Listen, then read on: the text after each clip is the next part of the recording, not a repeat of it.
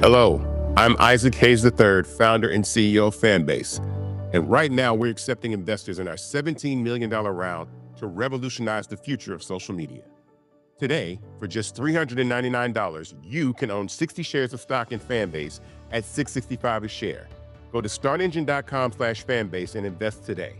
While the big platforms have grown too massive and disconnected from their users, Fanbase is building a platform where creators and users truly come first. We've already raised $8.6 million from everyday investors who believe in this vision, and now you can join them. This is your chance to invest in a social media tech company with over 1 million users that is disrupting media by allowing anyone to reach all of their following and monetize their content from day one. The market is changing, big platforms are failing to serve their users, and Fanbase is stepping up to fill the gap. Don't wait until it's too late. Invest now. Invest for yourself and your future. Go to startengine.com/fanbase and own the future of social media.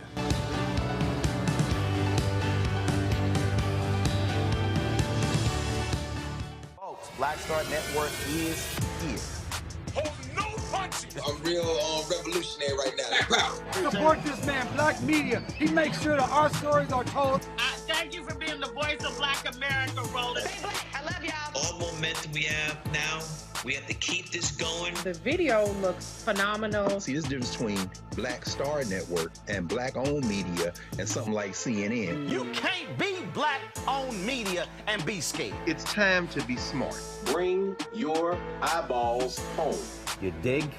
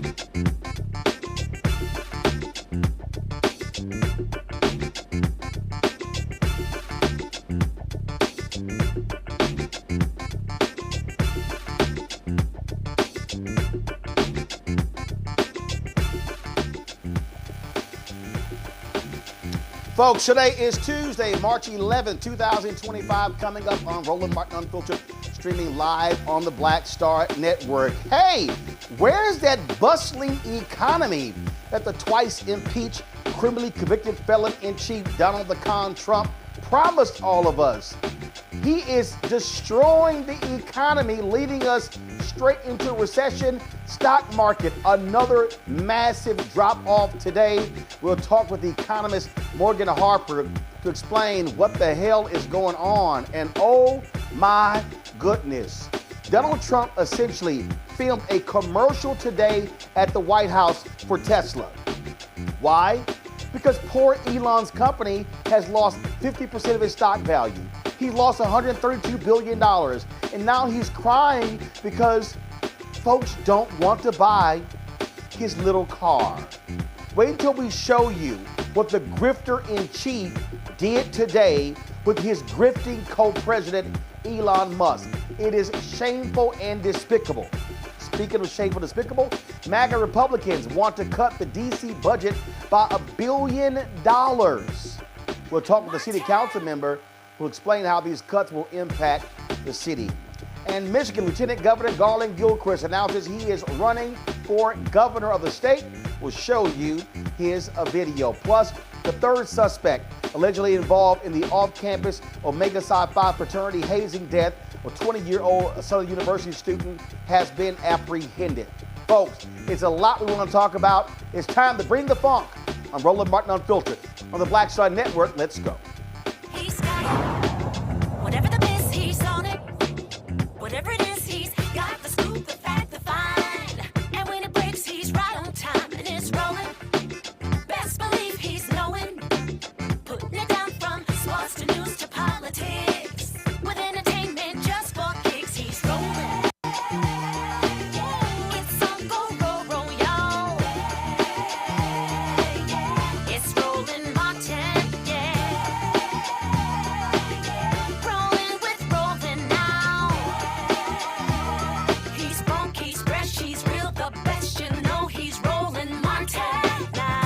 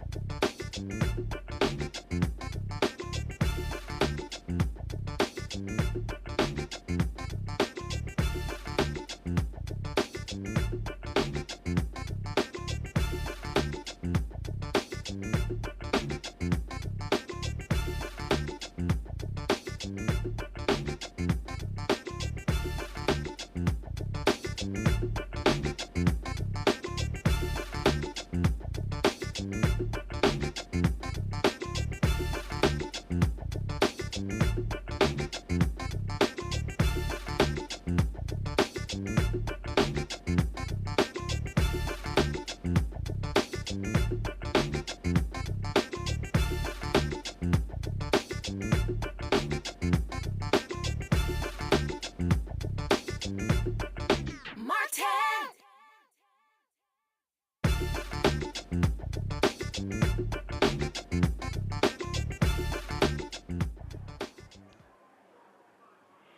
What the hell happened to the economy for the second time this week? Stock market tumbles in a huge, huge way. Donald Trump is throwing out tariffs when it comes to steel, all sorts of stuff. Now folks are talking about a recession is on the way. Inflation is hitting hard. Prices are still up. He's laying off people contributing to unemployment claims. But I thought he was supposed to be so brilliant, so smart, and so amazing. He was doing so much better on the economy than Vice President Kamala Harris. Well, guess what? Hashtag we tried to tell you. And these idiots with the Trump administration, they say all of the pain that we're enduring is part of this so-called detox period to reset the economy. Literally, yesterday, Trump told reporters that a recession would be an unfortunate but necessary step to an all-out depression. Then you got House Speaker Mike Johnson standing by Trump insisting that this is really just a strategy. I believe that the policies that we're putting forth are going to improve the economy and bring down costs for people. It takes a little while. We're in a transition period between Bidenomics and the disastrous economy that the previous administration left us, and it takes a while for these policies to be ingrained. We're going to codify this with the reconciliation process and the bills coming forward. Well, Democratic House Leader Hakeem Jeffries says we're absolutely headed for a Republican recession. I thank the distinguished gentlelady for her tremendous leadership and for yielding. I don't really understand the fatal attraction reference, because if anyone is dealing with fatal attraction, it's between President Trump and House Republicans. As soon as he says jump, your only answer is how high. It doesn't matter whether you are hurting the American people. That's why House Republicans are marching the country on a track toward the largest Medicaid cut in American history. You hurt children, hurt families, hurt Americans with disabilities, hurt seniors, close nursing homes and close hospitals. When Donald Trump says jump, extreme MAGA Republicans say how high. That's the fatal attraction. That's hurting the people of the United States of America. And by the way, the core promise that you made last year was about lowering costs. All you talked about was how you were going to lower the high cost of living. Democrats believe that America is too expensive. Housing costs are too high. Grocery costs are too high. Child care costs are too high. Utility costs are too high. And insurance costs are too high. America is too expensive. We believe that that, in fact, is the case. But Republicans have done nothing to lower the high cost of living. No bill, no executive order, no administrative action. That's the broken promise. We were told by President Trump that costs were going to go down on day one. Grocery prices haven't gone down, they've gone up. Inflation is up. You know what's going down? The stock market. Because President Trump and House Republicans are crashing the economy in real time and marching us to a possible Republican recession. That's what's confronting the American people. Well, folks, critics say skyrocketing prices, trade war tensions, job losses hitting the nation left and right is causing the problem. But this idiot Trump, he just keeps blaming Joe Biden for this economic catastrophe and promising to make America affordable again. Morgan Harper, Director of Policy and Advocacy at the American Economic Liberties Project, joins us right now. Morgan, this is hilarious, but it's also shameful. So, correct me if I'm wrong, Trump, when the stock market was going up under Biden-Harris, Trump took credit. Now it's going down. Now he's blaming Biden for that. No, it's his policies, his actions that are absolutely tanking the economy. Yeah, it's pretty undeniable at this point that a lot of the uncertainty that he's injected into the economy with changing trade policy overnight, changes that in typical times might take, a couple months to work through, a few months. And not to say that longer is better, but some of this stuff is complicated and understanding all the impacts of it takes time. He's not really operating like that. He, I think just today, introduced and rolled back a new tariff on Canada in response to their retaliatory tariff. So this is creating a perfect storm of uncertainty that is impacting the stock market directly, like you noted. We see companies that are now predicting that they are not going to have very strong growth or a lot of consumer demand over the next few months. Because what are consumers doing too, in addition to businesses, kind of looking at all of this and it's like, I don't know if I want to make any moves at all because we have no idea how much our assets might be valued at if you are in that position. Even if you're on Medicaid, for example, if you're going to continue to be covered by that. And let's be real, a lot of people who are working are also on Medicaid. And so there's just uncertainty abounds, and this is a really bad situation for the economy and the country overall in terms of the impacts of this. And again, Morgan, what is unbelievable is that they repeatedly tried to blame Biden for it, and they act as if the tariffs don't matter. I'm sorry. The Federal Reserve was projecting that we were going to see a 3% increase in GDP. Because of Trump's actions, the massive cuts, what Doge is doing, the crazy actions of Elon Musk, these ridiculous tariffs, okay, and him trying to convince us. Like, it's unbelievable. We're going to play a clip for you of an Associated Press reporter asking White House Press Secretary, the idiot Carolyn Leavitt, about tariffs. And he literally is trying to convince us, no. Tariffs, they're going to pay. We're going to make billions, trillions off of tariffs. I mean, it is the dumbest thing. And these MAGA Republicans are falling in line knowing it's a lie. Go ahead. Thanks, Caroline. You're welcome. If we could just step back for a second. When President Trump last addressed the BRT when he was on the campaign trail, his big push was on tax cuts. He's going there today as he's proposing tax hikes in the form of tariffs. I'm curious why he's prioritizing that over the tax cuts. He's actually not implementing tax hikes.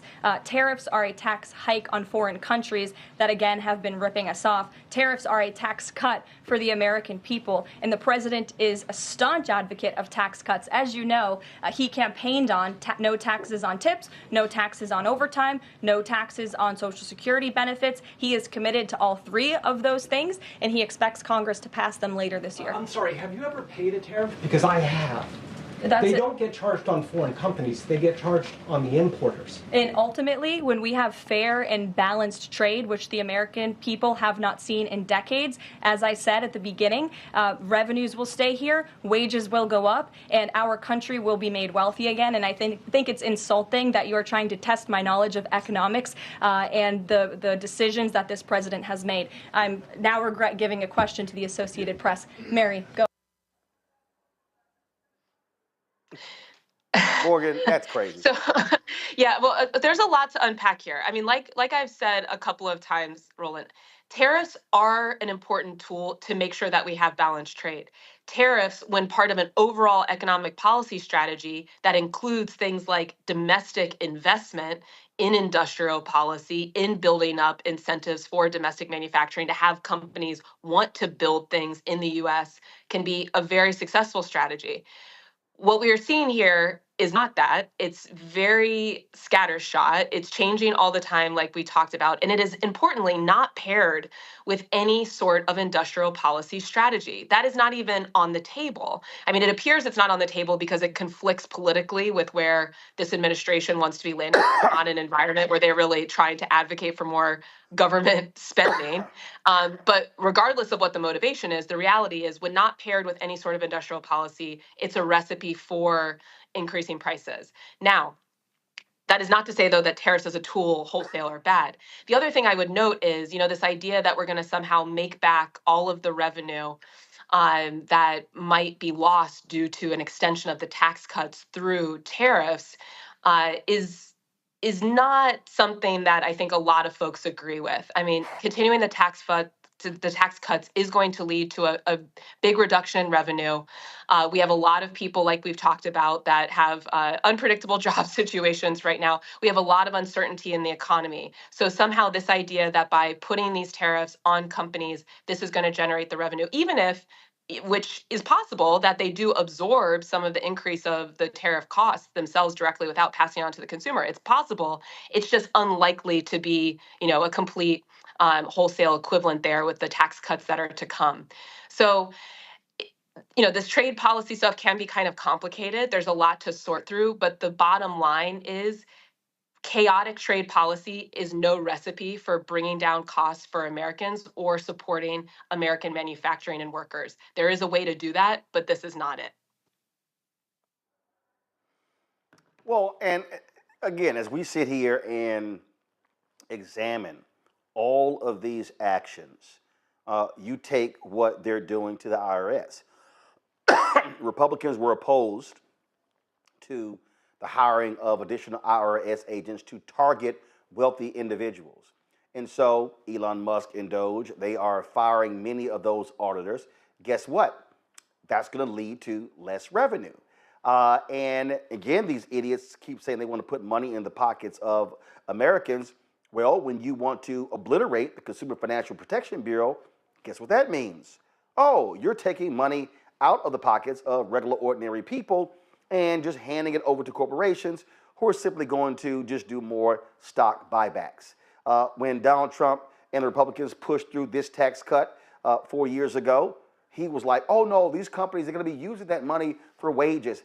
The companies are like, no, we're not. They made it clear they were going to be using it for stock buybacks. It added $8 trillion to the deficit. So I don't know where any of these people went to school. This ain't even trigonometry. This ain't geometry. It ain't algebra. It's just basic ass math. Yeah, and I'm glad you mentioned the CFPB, because that's a great example again of what, even if you were trying to, believe in, oh, we should be doing these things through Congress and not rulemaking. Let's take, for example, like the CFPB rule to limit overdraft fees. This is a fee that often gets slapped on consumers when they they try to withdraw more money than their bank account has available. Banks, financial institutions have made a lot of money off of those fees over the years, and this past CFPB under the Biden administration did implement a rule to limit just how much those fees could be. There's a loophole in the law. And the congressional Republicans have now introduced what's called a CRA, Congressional Review Act, to roll back that law, or roll back that rule, I should say. They're not introducing any sort of companion bill that would make that policy final and permanent if you believe in, oh, this should just be the authority of Congress. They're just taking away the rule that provided some protection to consumers. That's another thing that could raise prices. Another example out of the CFPB, there's a lot of examples, unfortunately, preventing the CFPB from being able to prosecute payments companies, online payments companies. They might be engaging in fraudulent activity and losing consumers' money. Similarly, trying to roll that back in Congress. Every congressional Republican, except for one, so far it's only been on the Senate side, except for one, voted for that. And there's no plan for covering that market. So there's a lot of vulnerabilities that are being created through this policymaking. Again, if there was sincerity in trying to actually solve problems, then we would be seeing some bills introduced, but that has not been happening. And it's very concerning. And so where we go from here is pretty unpredictable, but there are a lot of signs that are pointing to a bad economic situation or further weakening in the economy and a bad economic situation for a broader swath of Americans. Don't you also find it just utterly ridiculous, Morgan, where Trump now all of a sudden, how they're now saying, well, no, I think we have to, go through this pain. We must, because we need to do this reset. There was just too much government spending, and so this reset is necessary. What the hell are they talking about? Well, look, again, there's a way to go about making the government more efficient. And I've been a government employee. A lot of folks who have worked in government, I think that we could all put our heads together and think about some ways to make things more efficient. P.S., probably a lot of people who have worked at large corporations could say the same thing, but that's a whole other conversation. this isn't about doing the thing that's most efficient. It's been a lot of scattershot and fast-moving decisions that are just stripping away the ability for the government to really do its job to protect a lot of Americans and enforce the law, like the IRS, for example, that you mentioned. Again, going back to CFPB, they've withdrawn cases that were going after companies that were breaking the law, taking consumers' money. And so this does seem more of an ideological exercise, but I will say, and a political exercise, but I will say, I mean, there are real problems to solve. There is a need to take a hard look at the American economy and think through, what does it look like when so many people in our country are vulnerable to just missing one paycheck? What does it look like? You know, we talk about the stock market as an indicator, that there's a lot of people that don't even have the ability to dream of investing in the stock market because they have no extra money to be able to look at that. So these are real problems. They are problems that we need to solve. Having a long-term strategy for our country economically, including a trade policy that's going to make sure that companies don't just get to import cheaper goods and not pay higher wages to American workers. Those are real problems, but this doesn't look to be a coherent strategy to actually solve them and make sure that we're building for the long term here and a stable financial future for Americans. Yeah, because this strategy we're talking about here is, let's just invest billions of U.S. money into crypto.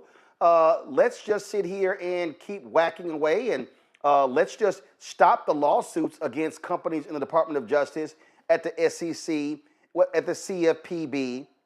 You had one Chinese national who just, let me just go ahead and buy, a bunch of, millions or billions in the Trump coin, and guess what? This case magically goes away. What we are seeing is major corporations. There was even one report that companies are paying $5 million for sit-down meetings with Trump and Mar-a-Lago. These people are grifters. They are literally trying to just steal from the government and screw everybody else. And you've got these workers, you got veterans. It's going to be a big protest happening on Friday. And to your point, how it's just willy-nilly. I mean, they fire people at the National Weather Service, and now they're trying to hire them back. They fire workers with the Centers for Disease Control, now they're trying to hire them back. And so it's just nonsensical. And so they are creating the chaos that we are now seeing in the markets. And you've got companies like, what the hell? We can't do any sort of quarterly or yearly or planning for every 2 years with the kind of just nutcase economic policy we're seeing coming out of the White House. Yeah, absolutely. I mean, how could you possibly predict how you're going to spend or build your company if you don't even understand the legal framework that you're operating in, or whether laws will be enforced? And, to our earlier point, I mean, that's the larger risk, not just for companies, but for all of us that are living in the U.S. right now and across the globe who are watching this. So, I mean, I think the important point, though, too, to make here, Roland, is, we're going to spend a lot of time, I imagine, over the next few months critiquing what's happening right now in this administration, some of the corrupt action that's happening. But we also, those of us who know that government does have a role in this country in supporting things like strong manufacturing and supporting people being able to lead stable lives and access healthcare and be able to have families and support them, that we need to be presenting a plan for what that looks like and making the case for why government is important, because there's clearly a lot of people in our country that don't have a strong understanding of that. And until we solve for that problem, then I do think we're going to continue to be at risk for these types of moves that are, again, not about actually helping anybody, but it seems to be enriching a lot of the folks that are attached to this administration. Indeed, indeed. Morgan Harper, we surely appreciate it. Thanks a lot for joining us. Thanks for having me. Folks, got to go to a break. We come back. We'll chat with our panel about this. We'll also show you the big grift that took place at the White House, where literally, Trump was operating as a used car salesman, plugging Americans buying Tesla. So I guess screw GM, screw Ford, screw the other American automakers. It's all about buying Teslas. Oh, by the way, isn't this the same guy who shuttered the EV power stations in government buildings, who also wanted to get rid of the EV credits from Biden and Harris as well. Folks, we have an idiot in 1600 Pennsylvania Avenue in the Oval Office. You're watching Roland Martin Unfiltered on the Black Star Network. What's up, y'all? Look, Fanbase is more than a platform. It's a movement to empower creators, offering a unique opportunity for everyday people to invest in Black-owned tech, infrastructure, and help shape the future of social media. Investing in technology is essential for creating long-term wealth and influence in the digital age. The Black community must not only consume tech, we must own it. Discover how equity crowdfunding can serve as a powerful tool for funding Black businesses, allowing entrepreneurs to raise capital directly through their community through the Jobs Act.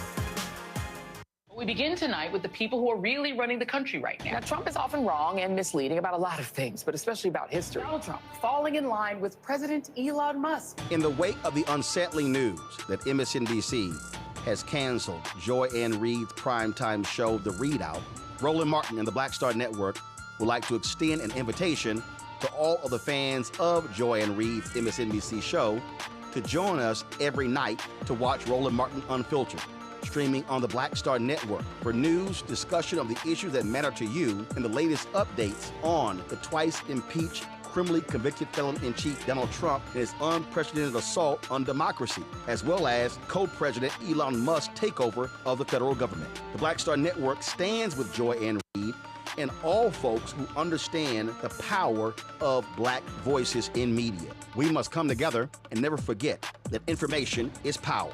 Be sure to watch Roland Martin Unfiltered weeknights, 6 p.m. Eastern at youtube.com/Roland S. Martin or download the Black Star Network app.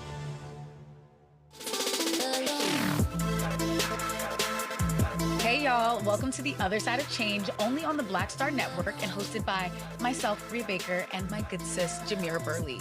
We are just two millennial women tackling everything at the intersection of politics, gender, and pop culture. And we don't just settle for commentary. This is about solution-driven dialogue to get us to the world as it could be and not just as it is. Watch us on the Black Star Network, so tune in to The Other Side of Change.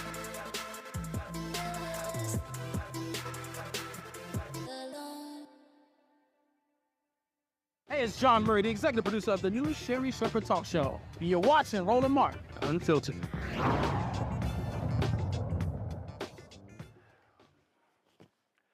All right, folks, Dr. Mustafa Santiago Ali is former senior advisor for environmental justice at the EPA, joining us out of D.C. Randy Bryant, entrepreneur, DEI disruptor, author of Never Says, 25 Phrases You Should Never Ever Say to Keep Your Job and Friends, out of D.C. Dr. Larry J. Walker, assistant professor, University of Central Florida, out of Orlando. Glad to have all three of you here. Okay, folks, if y'all want to see what a government-sponsored commercial looks like, this is what happened today at the White House. Now, let me set this whole thing up. Because Elon Musk is an idiot, and because people are sick and tired of his antics, the Tesla stock is down almost 50%. He's lost $132 billion from his net worth as a result. Now he's moaning and whining and crying. Now, before I get to that, this was Elon last night in an interview with Larry Kudlow on Fox Business. This is wonderful for labs. Watch this.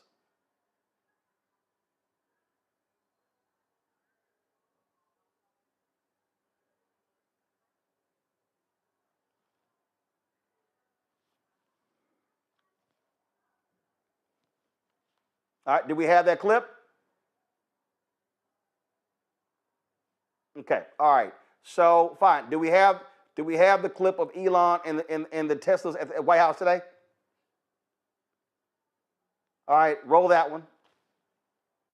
Hello, President Trump. Are you looking to buy or lease today? Well, I'm going to buy, and I'm going to buy because, number one, it's a great product, as good as it gets, and number two, because this man has devoted his energy and his life to doing this. I think he's been treated very unfairly by a very small group of people.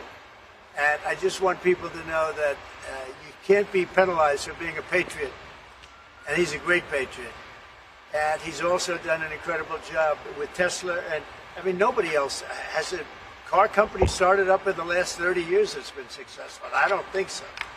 And not only successful, but super successful. And because he's able to find billions and billions and billions of dollars of fraud and waste and all of the things. I mean, our country is going to be very strong very soon because of a lot of the things that he's done and a lot of the things that I'm doing.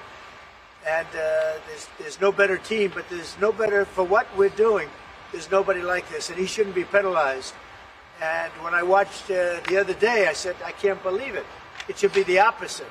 People should be going wild, and they love the product, but because he's finding all sorts of terrible things that have taken place against our country, they want to penalize him in an economic sense. And I just think that's very unfair. So I just wanted to make a statement. I'm going to buy one. Now, here's the bad news. I'm not allowed to drive because I haven't driven a car in a long time, and I love to drive cars. But I'm going to have it at the White House, and I'm going to let my staff use it. I'm going to let people at the place use it. And they all are all excited about that. I'm not allowed to use it. Can you believe it? One of my great things in life is that I can, I like to drive cars, but I'm not allowed to.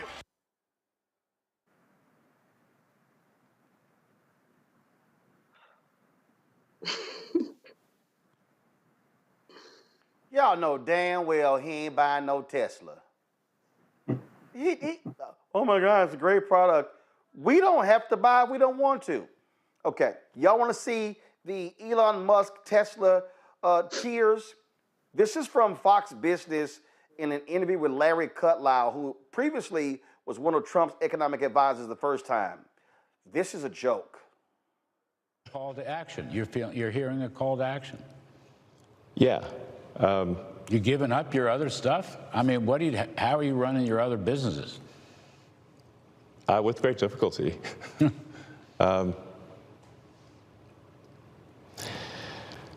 Yeah, I mean. But there's no turning back, you're saying? I'm just here trying to make government more efficient, eliminate waste and fraud, and so far we're making good progress.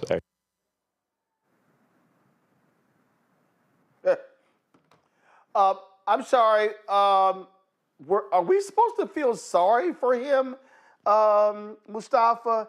And here's the other deal.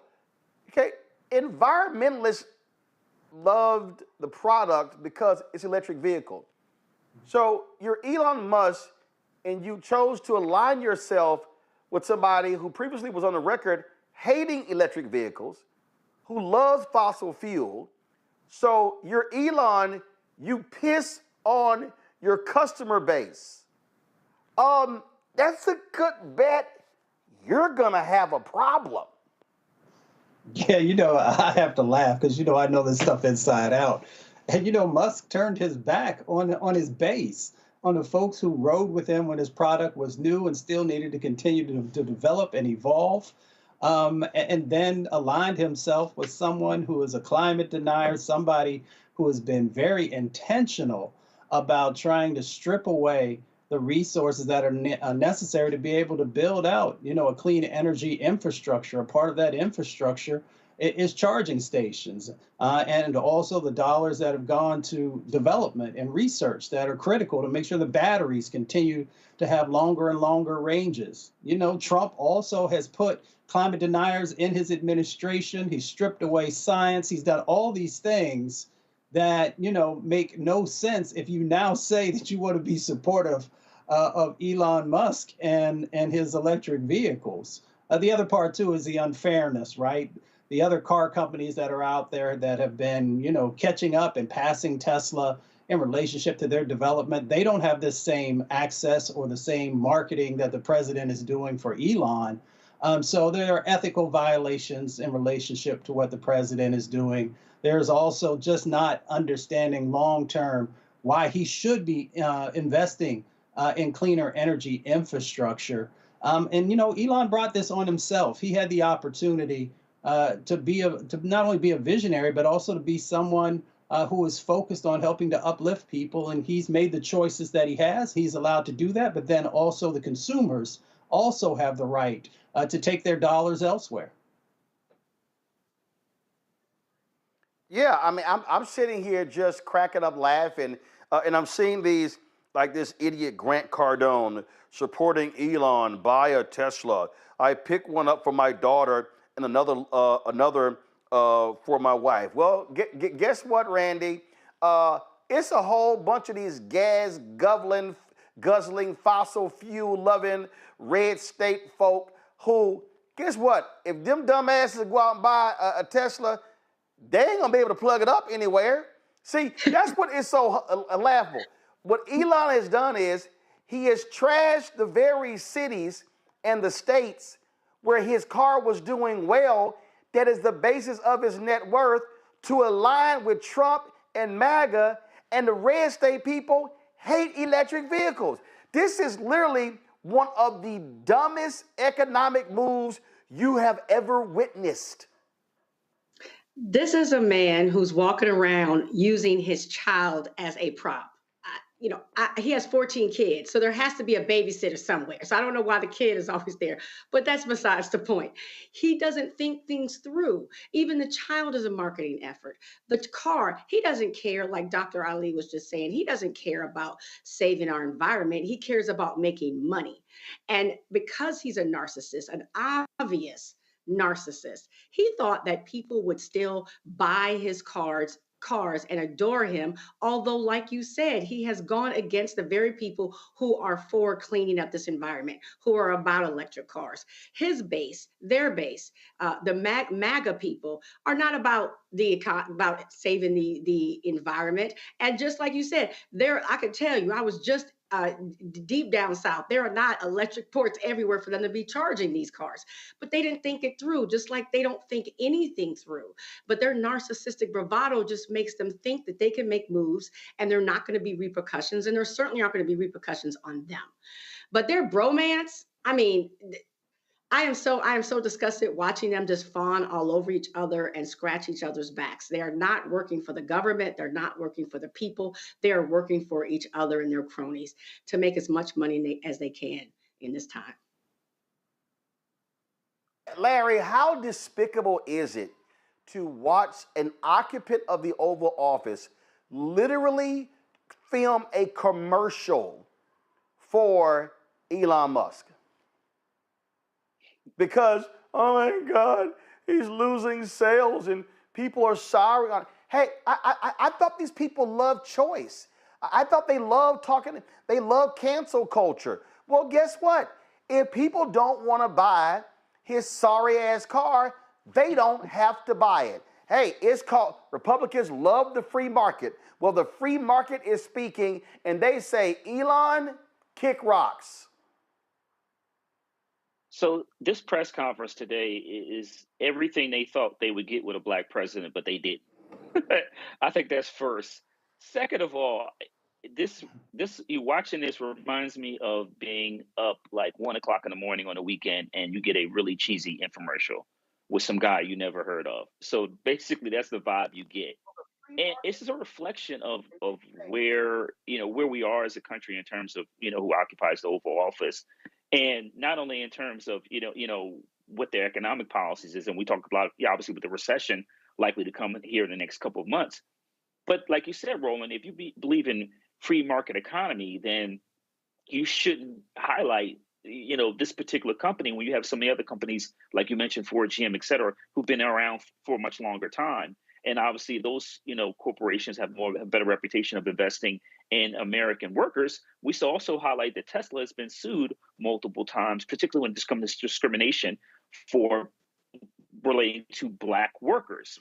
So once again, when we talk about these ideas, opinions about what it means to be American and who we should be invested in, Tesla, a company with history of racial discrimination, gets the free infomercial on and free advertisement on television carried by major networks, whereas some of the other corporations, once again, who pay a higher wage and have a better reputation of hiring, black executives, they don't get a shout out on TV. But this is just another cheesy example of try to, sell these cars And look, the bottom line is he's a businessman, and as you said, he made a poor business decision. The people who will really invest and buy these cars are not doing it anymore, and they're not likely to start buying them just because of this cheesy infomercial at the White House.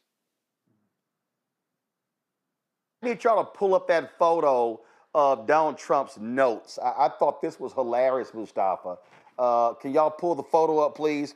So they handed Donald Trump some notes, and it says Tesla pricing, full self-driving, Model X, 112,490 silver, CT, 114,000 gray, Model S, 108,990 blue, Model Y, 59,990, and then it says Tesla can be purchased as low as $299 a month or $35K. All cars have self-driving, just needs to be turned on for a fee. Yeah, I'm sure MAGA is sitting here like, yeah, I'm gonna buy a $114,000 car, or I'm gonna buy that ugly ass cyber truck. This is a joke. And guess what, Mustafa? I am elated every day to see the Tesla stock go down and to see his net worth go down. And my girl Ebony Hilton, Dr. Ebony Hilton, had this great tweet. She said, if they offered this Tesla, buy one, get one free, I still wouldn't buy that raggedy ass car. Well, there's a whole lot of folks, both in this country and outside this country, who agree with that statement right now. There are positives and negatives for our actions. And, Elon has decided to hitch his wagon to, Trump. And when you do that, it's a very volatile market, just like we saw in the stock market. So you now have other countries that are speaking out against his products and saying, that the vast majority of our citizens are not going to purchase it, and actually putting some blocks in place with that. But then when you come back home, I think Randy really hit it on the head. I'm all over the place, and there's lack of infrastructure. So why would I make the investment if your charging stations are not going to be in the locations that I need? Now, let's be honest, the Biden administration actually made significant investments to build out the charging networks across our country. But when, Trump came in, he decided to rescind and to move away from that and to snatch resources that were so critical. It just doesn't, people will have to make the best decision for themselves. If they want to support companies and the individuals who own those companies who are doing oppressive actions, who are taking away jobs from hardworking Americans, and therefore those hardworking Americans could never afford a $100,000 car because they're trying to put food on the table and keep the lights on and pay the rent. So as my grandmother says, when you know better, do better. Elon Musk really should start doing better if he wants to find some possible way of reclaiming his humanity and finding people who might be interested in any of his products, because it's not just Tesla, but I know we're focusing on that.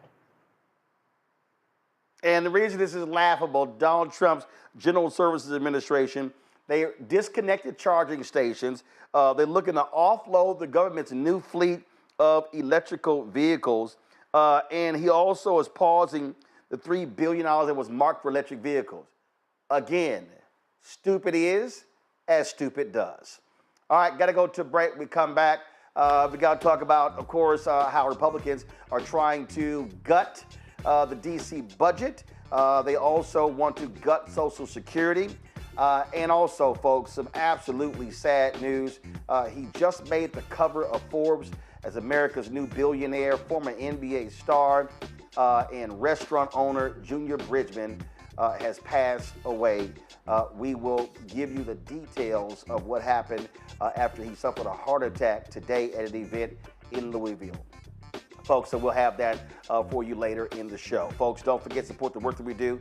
Joining our Bring the Funk fan club, your dollars are critical for our ability to be able to grow and add new shows and new elements. And so if you want to give via Cash App, please use the Stripe QR code. You see it right here on the screen, the Stripe QR code. If you're listening, go to the blackstarnetwork.com for the QR code.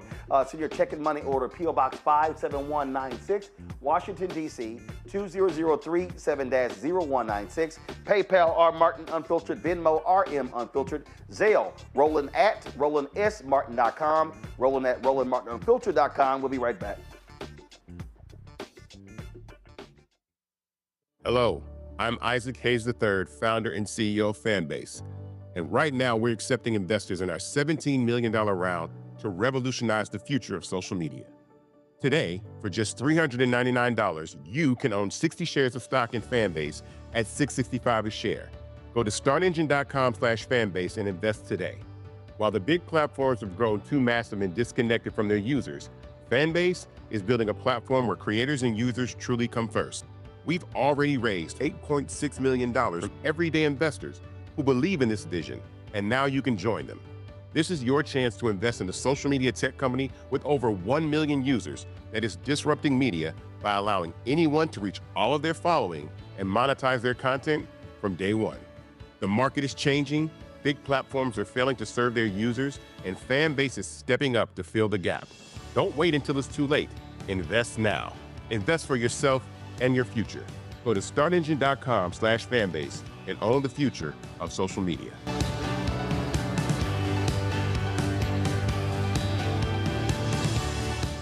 I'm Deborah Owens, America's Wealth Coach. And on the next Get Wealthy, you'll meet Jandy Turner, who took her love of sports, expanded her network, and created a thriving business. I settled on developing a golf event planning business, which in and of itself has been very viable for me. One of the things that I've learned from producing hundreds, if not thousands, of golf tournaments is that business gets done on the golf course. All on The Next Get Wealthy, only on Black Star Network.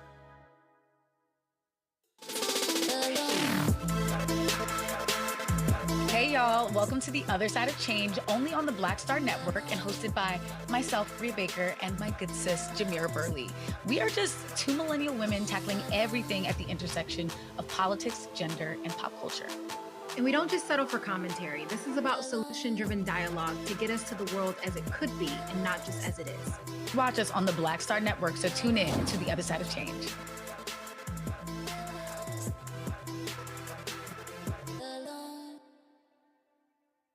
How you doing? My name is Mark Curry, and you're watching Roland Martin, unfiltered, deep into it, like pasteurized milk without the 2%. We getting deep. You want to turn that shit off? We're doing an interview, motherfucker.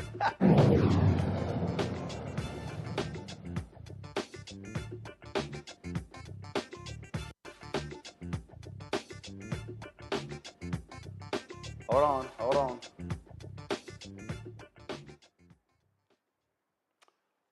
All right, folks, the work in Washington, D.C. continues on Black Lives Matter Plaza. It's day 2 of the demolition. 5 years ago, of course, Black Lives Matter was painted on this. This is 16th Street. It is a street that actually leads up to Lafayette Park that dead ends into the White House. Well, Republicans demanded that this be demolished or they were going to cut transportation funds for the city for Washington, D.C. Well, guess what? In their continuing resolution, they still want to cut $1 billion from the budget of D.C. Mayor Muriel Bowser decided to remove the mural created to protest police brutality and racial injustices. Of course, it was put up in the summer of 2020. This is what it looked like. This is literally just outside of our Black Star Network studios. Megan Bailiff is the CEO and president of Equistriping, the pavement marking company that originally painted the letters. She called the dismantling of the plaza historically obscene. She joins us right now. Megan, glad to have you here. Nice to be Somebody here. posted something on Twitter that I thought was stunning.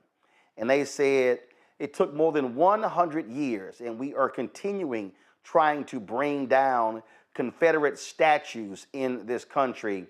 Yet 5 years after, or less than 5 years after the death of George Floyd, this particular monument is already being destroyed in the nation's capital because Republicans have ordered it order DC to get rid of it. Yes, it's very sad. I know that pressure has been on Mayor Bowser from the very beginning when she did this. And I do want to clarify, because it doesn't seem to be clear in a lot of the reporting, that this isn't the structure that they're destroying now is not what it was in the very beginning. She did that interesting guerrilla effort that spread around the world.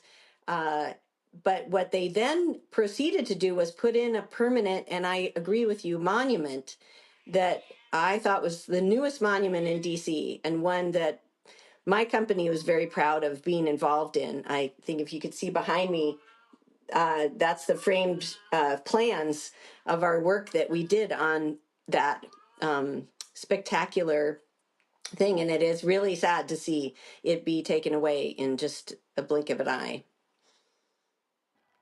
So what you're talking about is, so yeah, initially it was painted Black Lives Matter Plaza.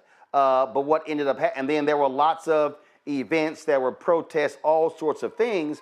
But the problem is businesses along the street were complaining because they were like, hey, how long is this street going to be blocked off? I mean, essentially the 2 blocks from 16th and K all the way to Lafayette Park were blocked. And so what they then did was, if y'all could freeze the video, you see right there those black pipes or whatever you want to call them. So they eventually put those in the street that allowed for traffic to then be able to go in both directions on 16th Street.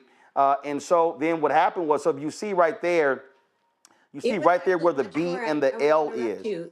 It was more involved than that. These actually are 11,000 square feet of cement letters that they put in.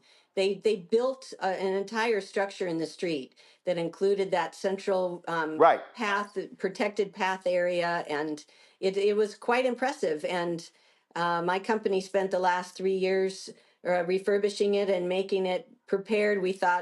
We were excited about what it meant as a gathering place for what will be happening in the city next year, or may not be happening. If Trump gets his way, we may not be able to have the kinds of gatherings that we had there from its outset.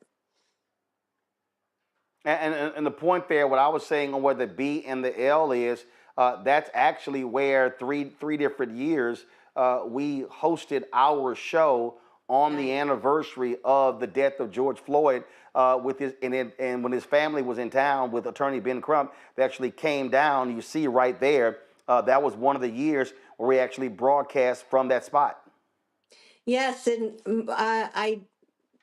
that kind of gathering place, the impact that it had on my crew, being able to have a hand in putting that in, the thought that they had that this was going to be a generational opportunity for their family, for them to share with their friends and family about their impact in creating this space that reminded the country of the importance of that Black lives play in the whole development of our country. Well, it is quite unfortunate. And again, the only reason it is being destroyed is because Republicans demanded it, and they told the mayor to rename it Black Lives Matter Plaza. They wanted it renamed Liberty Plaza. That is what they're saying. I actually spoke to the mayor's office this morning. They called me to clarify something that hasn't been clarified publicly by them, I don't think, prior to this, to say that she actually has not agreed for that name change, that even though that's in the legislation, that isn't something that they are resisting that particular change to this. They are going to take down the. Well, I can tell you right now. Yeah, I can tell you right now, for me, I don't call DCA Reagan Airport. I call it by its letters, DCA. And ain't no way in hell I'm going to ever call that Liberty Plaza. No way. No way. I agree with you 100%.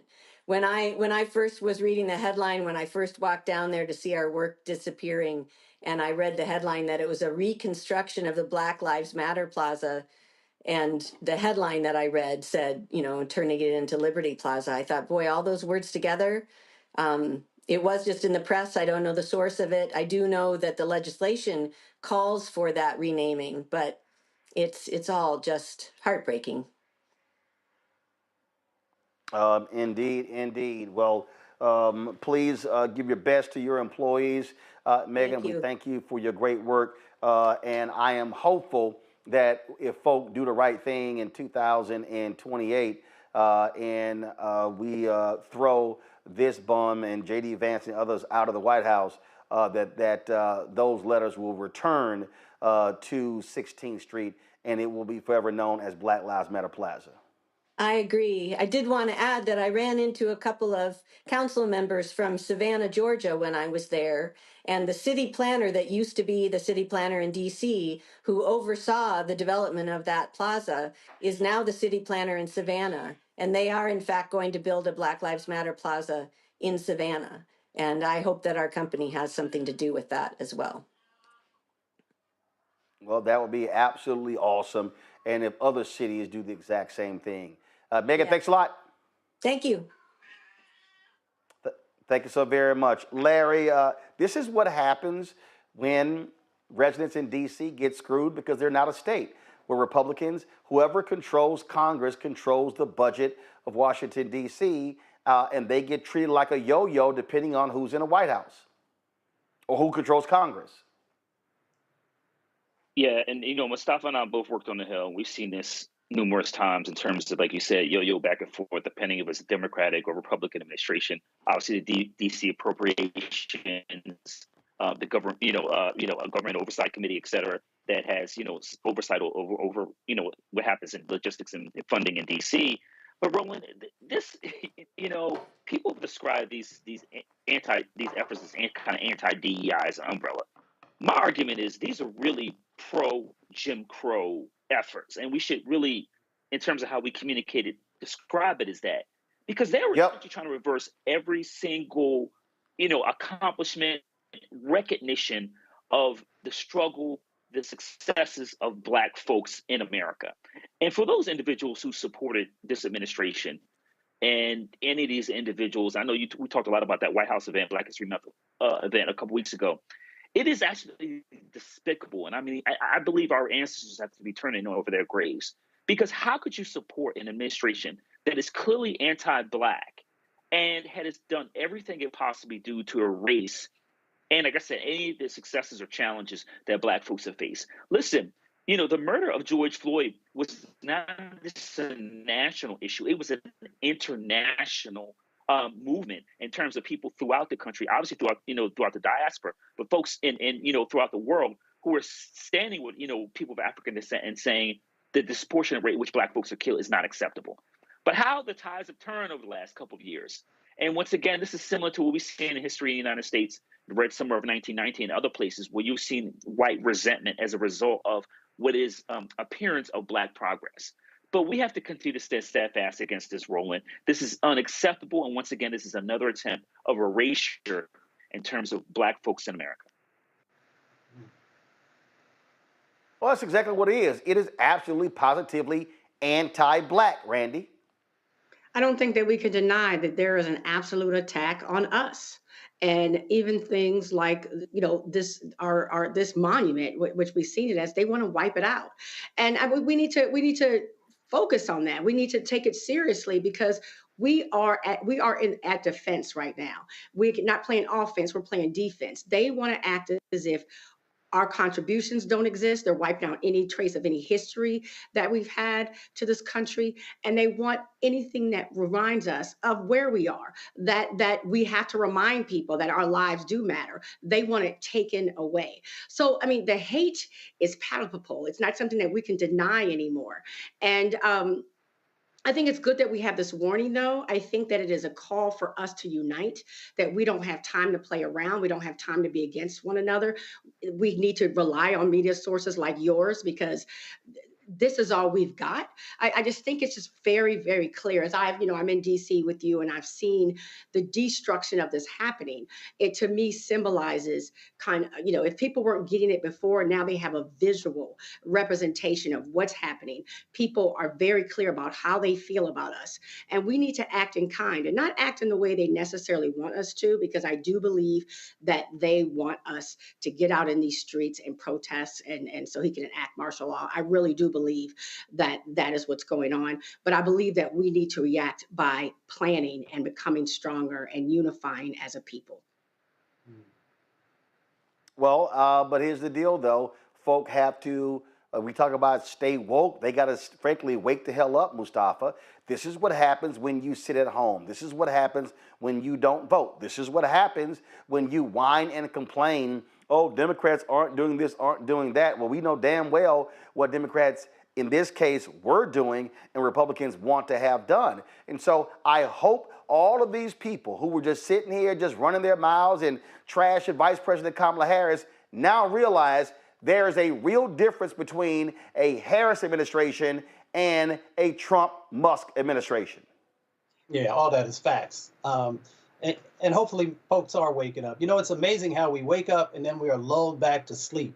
You know, it's interesting because Black Lives Matter was about remembrance, right? And inside of that remembrance was actually about how when people come together and reclaim their power, how they can make change happen. That doesn't mean that everything gets answered, but it does show folks that it is possible to begin the journey toward the North Star that many of us have often talked about. And that scares those folks who have been oppressors and are used to being able to do, say, and control folks. So the visual of Black Lives Matter, you know, caused them a lot of consternation. It caused them fear because they realized that when Black and brown folks and indigenous folks and other types of allies come together, that we can actually move things in this country. There's still a lot of work that needs to happen.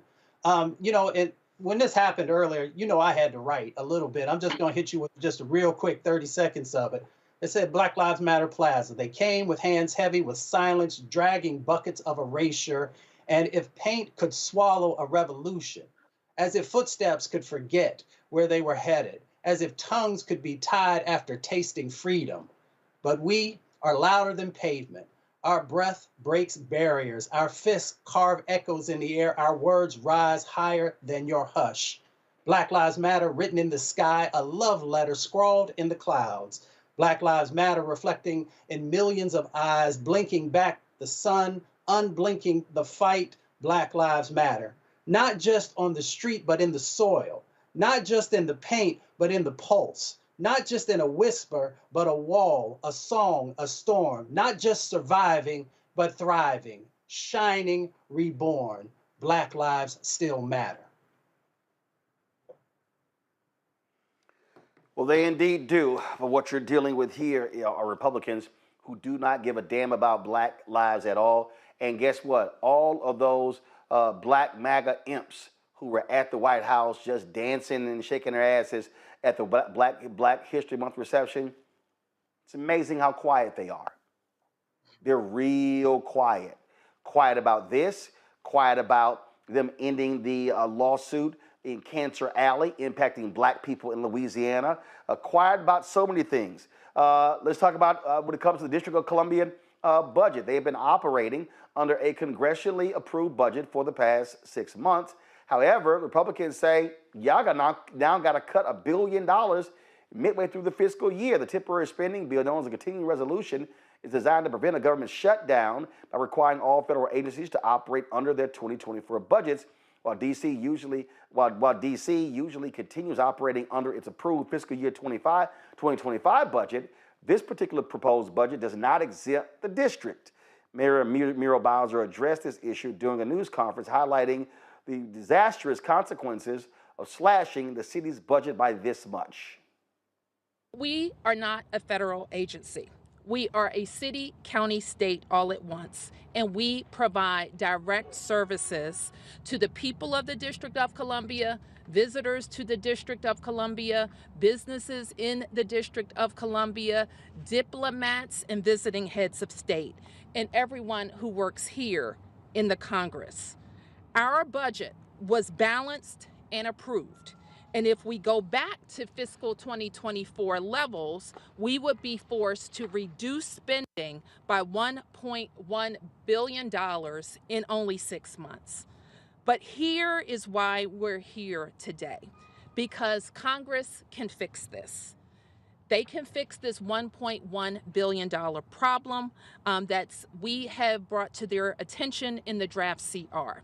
The Congress can add the language back to the continuing resolution, the same language that's been there for the past 2 continuing resolutions that authorize us to spend our locally generated revenue according to our own approved budget and timeline. And I want to emphasize the local part of that statement. The District of Columbia raises and spends its own money just like every other state. So remember that the budget we're talking about, this budget, the approved FY25 budget, was introduced by me and approved by this council. It focuses on 3 main areas: public safety, public education, and economic growth. Disrupting those investments won't be good for DC or our country. Folks, joining us now is Robert White. Robert is the at-large council member in Washington, D.C. Robert, glad to have you here on Roland Martin Unfiltered. The Republicans moments ago passed this continuing resolution, which includes this massive cut.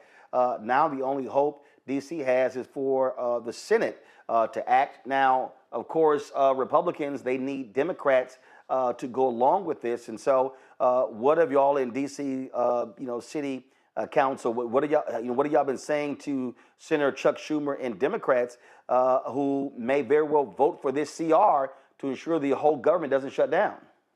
Look, Roland, several of us were on Capitol Hill yesterday knocking on doors trying to meet with members of the House, including the Speaker. Now we're reaching out to senators. And the message we're trying to let them know, because not everybody realizes that even though DC's budget has to go through Congress, this isn't federal money. This is local tax money that we are already spending at fiscal year 25 levels. And so we're trying to make sure they understand the impacts. We are going to have to overnight cut up over $1 billion out of our budget. That means there are going to be layoffs from first responders, including police officers, teachers, the folks who pick up our trash. This is going to have a devastating impact on DC. And it's important that members of the Senate stand with us, because guess what? Even though our budget goes through the Senate, we don't have any senators there to fight for us. So DC is at a severe disadvantage, and we don't want to get mixed up in this federal fight. This isn't our fight. This is between federal officials, Congress and the White House, Democrats and Republicans on the national level. We're doing our thing in DC. We're running a city the same way that other folks run a city, and you can't come in midway through the year and say you got to cut $1 billion out of your budget. That doesn't work for us any more than it would work for anyone else in the nation.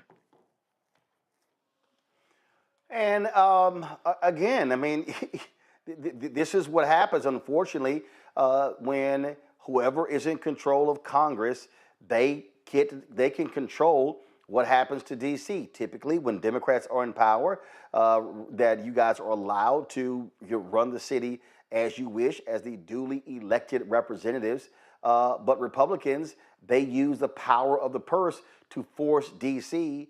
to do whatever it is that they want at their own whim. That's exactly right. But what's important here for Republicans, especially to understand, is that in Republican administrations and Democratic administrations, in Republican Congresses and Democratic Congresses for the past 2 decades, D.C. has been held harmless in these federal budget fights. They've included language to allow us to keep spending in our current fiscal year, since it is D.C. local money. The other thing that's really important for the nation to understand, for the Senate to understand, is that because this is local D.C. money, this doesn't do anything to the federal budget. You can't reappropriate this for any federal program. So this does nothing for them on the federal side. All it does is hurt D.C. And the money is still going to come in because they're not cutting taxes, but it'll be locked in a bank account where we have to make cuts to vital city services for no benefit to the nation, no benefit to the federal government, just chaos in D.C. for absolutely no reason. That doesn't make any sense. So when y'all made that point, what do Republicans say? Most of them, Roland, I'll tell you, didn't seem to know that that was the case, that this language had been omitted, or that it would have this type of impact on D.C. And so the CR that the Republicans passed, the House treats D.C. like an agency, even though we are not an agency. We operate like a state. And folks seem real surprised on the Republican side about how it would impact D.C. Obviously, we still couldn't get them to stand with us, but we are hoping that the Senate will stand with us.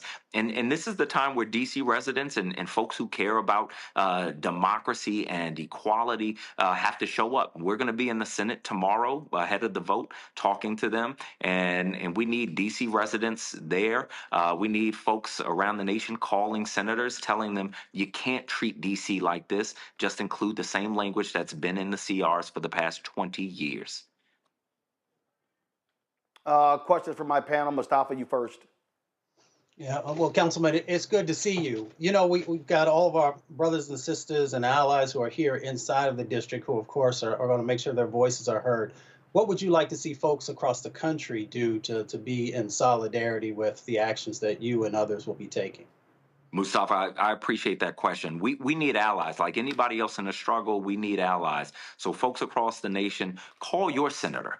Tell them you heard about what's happening to the District of Columbia. You don't want to see any of your fellow country members treated like this and getting tied up in this national fight. So urge them to vote no on the continuing resolution. Don't include D.C. in this federal nonsense.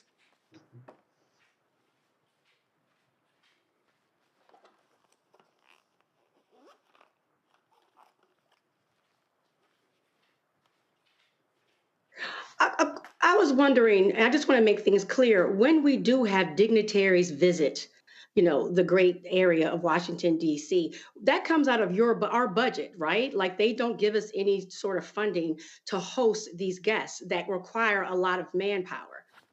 That's right. When dignitaries visit the inauguration, D.C. residents are shouldering that financial burden. That is our police, our first responders, the same ones that are going to lose their jobs because of this, who are bearing the danger, and our taxpayers who are bearing the cost. Now, we do get some reimbursement for those, but we don't get the full reimbursement. So we are carrying that cost, and we've got to respond in real time. Larry? Yeah, Councilman. I've lived in D.C. for a number of years. Don't live there anymore, but I feel, I have a lot of family and friends who live in D.C. So this really concerns me. But I want you, and I know you to be very careful to walk this fine line. Does this feel like retribution in some respects? We talked about a few minutes ago the Black Lives Matter, street being painted over or removed, and the city, historically known as Chocolate City, right?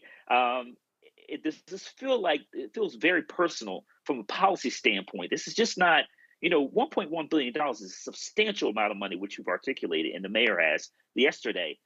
Does this feel like this goes beyond what's right for the city and more personal, and in terms of like some of this grievance politics we've seen recently? Yeah, Larry, make no mistake. D.C. is being bullied. And there's just no other way to put it. And at some point, we need folks to stand up, folks in D.C. and outside of D.C. to stand up and say, look, wrong is wrong.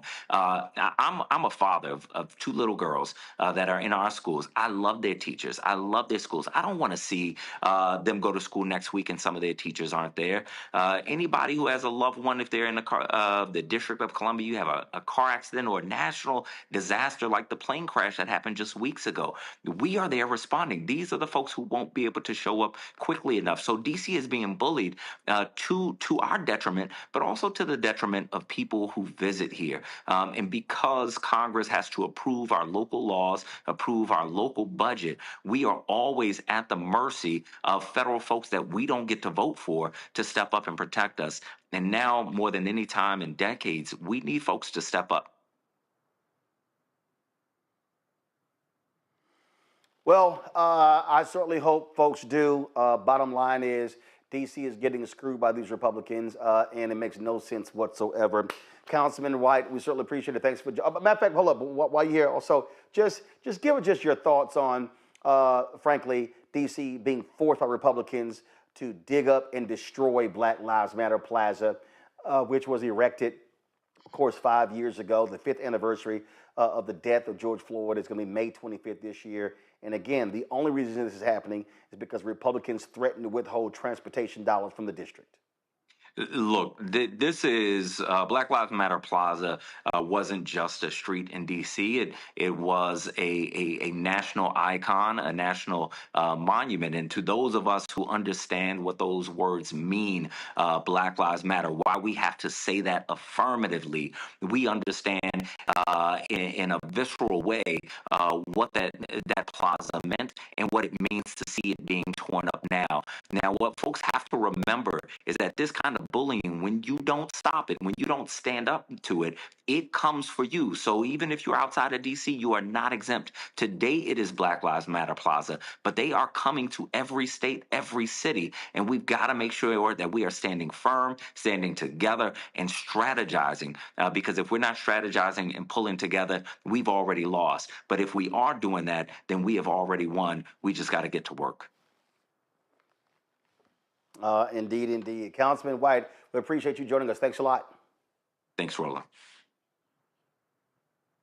Folks, got to go to a break. We come back. Why in the hell are MAGA Republicans in Tennessee trying to change the name of the Nashville airport in support of Donald Trump? And Nashville, 70% of the city voted against Donald Trump. I keep telling y'all, these MAGA people are sick and demented. Folks, support Roland Martin Unfiltered by joining our Bring the Funk fan club. Hey, when you contribute to this show, it allows us to give you the news that nobody else is giving, or we can fight and fight these idiots what's going on. Information is power. And so if you don't get the information, guess what? You don't understand the power that we have. And so join our Bring the Funk fan club. If you want to contribute via Cash App, use the Stripe QR code. Cash App changed their rules and they closed all of our accounts. So you can't give to us direct, but you use the Stripe QR code. It's right before us right now. You can also send if you're listening, go to blackstarnetwork.com for the Stripe QR code. Go to, of course, see your check and money order, P.O. Box 57196, Washington, D.C., 20037-0196. PayPal is paypal.me/rmartinunfiltered. Venmo is venmo.com/rmunfiltered. Zelle, Roland@RolandSMartin.com, Roland@RolandMartinUnfiltered.com. And get our Roland Martin Unfiltered swag by going to RolandMartin.creator-spring.com. Get your shirt. Hashtag, we tried to tell you, FAFO 2025. And also, don't blame me, I voted for the black woman. Again, go to RolandMartin.creator-spring.com or go to BlackStarNetwork.com. We'll be right back. Hello, I'm Isaac Hayes III, founder and CEO of Fanbase. And right now, we're accepting investors in our $17 million round to revolutionize the future of social media. Today, for just $399, you can own 60 shares of stock in Fanbase at $665 a share. Go to startengine.com/fanbase and invest today. While the big platforms have grown too massive and disconnected from their users, Fanbase is building a platform where creators and users truly come first. We've already raised $8.6 million from everyday investors who believe in this vision, and now you can join them. This is your chance to invest in a social media tech company with over 1 million users that is disrupting media by allowing anyone to reach all of their following and monetize their content from day one. The market is changing, big platforms are failing to serve their users, and Fanbase is stepping up to fill the gap. Don't wait until it's too late. Invest now. Invest for yourself and your future. Go to startengine.com/fanbase and own the future of social media.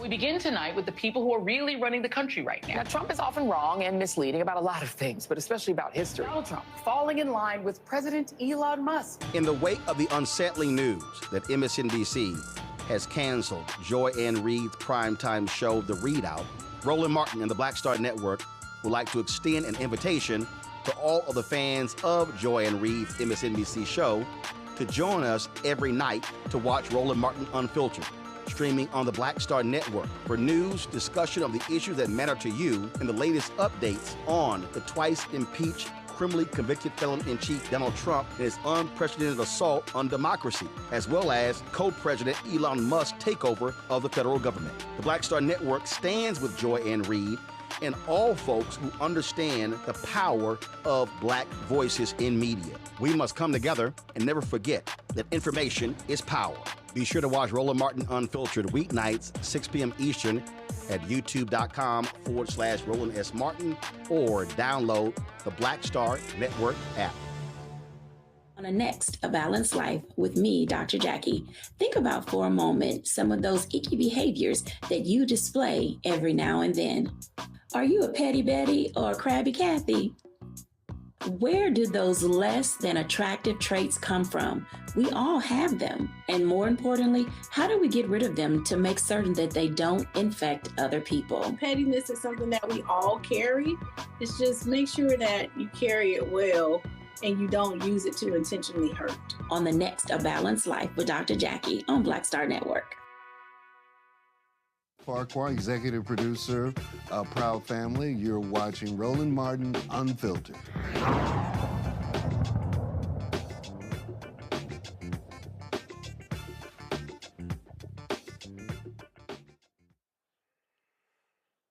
Folks, some of the craziest Trump MAGA people are in Tennessee. And a Tennessee state rep who doesn't even live in Nashville wants to rename the Nashville International Airport after the twice impeached, criminally convicted felon-in-chief Donald the Con Trump. HB 217, authored by Todd Warner, returned after being taken off notice. The Naming and Designating Committee inside the Tennessee House gave it a 4-6 negative recommendation to the House Transportation Committee. Now, the debate takes place back and forth, and State Rep Justin Jones, who is the representative for Nashville, was absolutely against this, and he made it perfectly clear that people in Nashville don't support it, and they don't want to spend the $10 million to rename the Nashville airport, which includes rebranding efforts, changing airport logos around the property, and adjusting interstate signage. Metro's airport board will be responsible for the vast majority of that money, which can be passed along to Nashville and Tennessee taxpayers. Okay, this is just idiotic. And normally when you recognize a occupant of the Oval Office, it happens after they left, not while they're actually there. Do y'all want to see some really stupid stuff? Watch this 4-minute and 17-second video. So is this just for local officials, or would it apply to Donald Trump, who was convicted of 37 felonies? Would he be not able to have anything named after him under this legislation? Vice Chair Fritz, you're welcome to respond to that if you like. Thank you, Mr. Chairman, and thank you, Representative Jones. If you'd read the bill, you'd realize it's just for local officials. Great. I have a follow-up. Is there a reason why we're just putting this law on local officials and not state officials who've been charged with felonies, as we will be having a case coming up soon with many of your side of the aisle, or federal officials? Is there a reason why it's just local officials and not if it's state officials or federal officials? Vice Chair Fritz, you're recognized for a response. Thank you, Mr. Chairman. Thank you again, Representative Jones, for the question. I bring to you the bill that I was offered to carry for Representative Raper. Do you live in Davidson County? Representative Warner, you may respond. Absolutely not. I live in the great county of Marshall. Any follow-up, Representative Ben? You're recognized. And is Donald Trump from Davidson County or lives in Nashville? Representative Warner, you can answer that if you have the information necessary to give an accurate response. No, ma'am, I don't think he does. Any follow-up?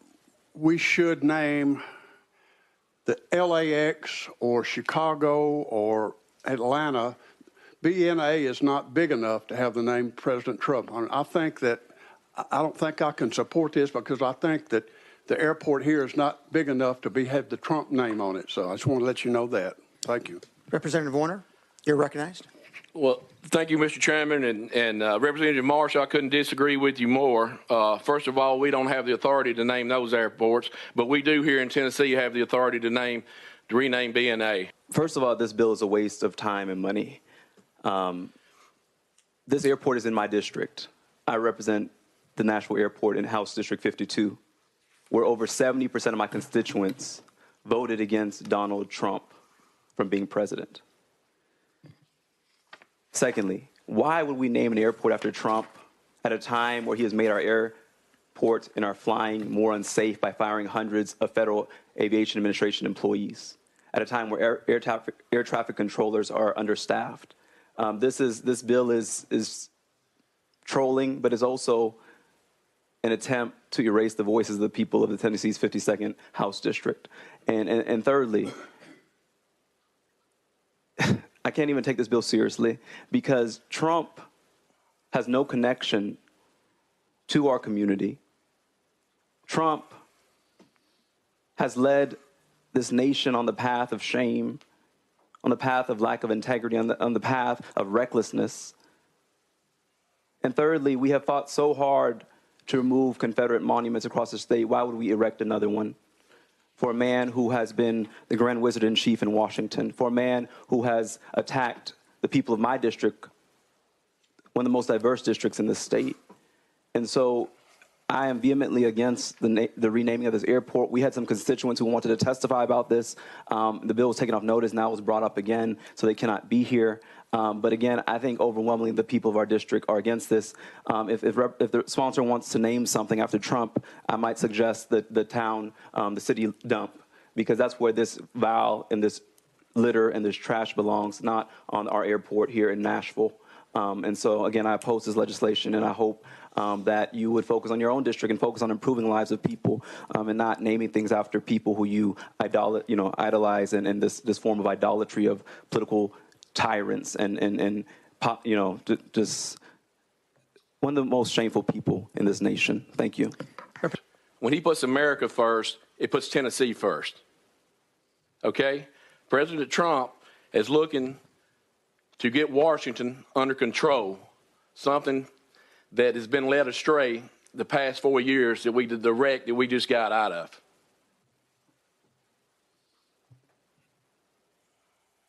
Madam Clerk, please close the vote and announce the vote. Mr. Chairman, you have 4 ayes, 6 noes. The bill moves on to the Transportation Committee with a negative recommendation.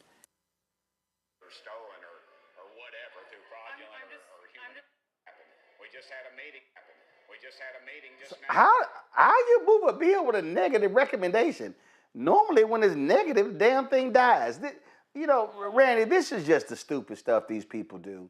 And Trump trying to make America great again. America great again. Tennessee is great again.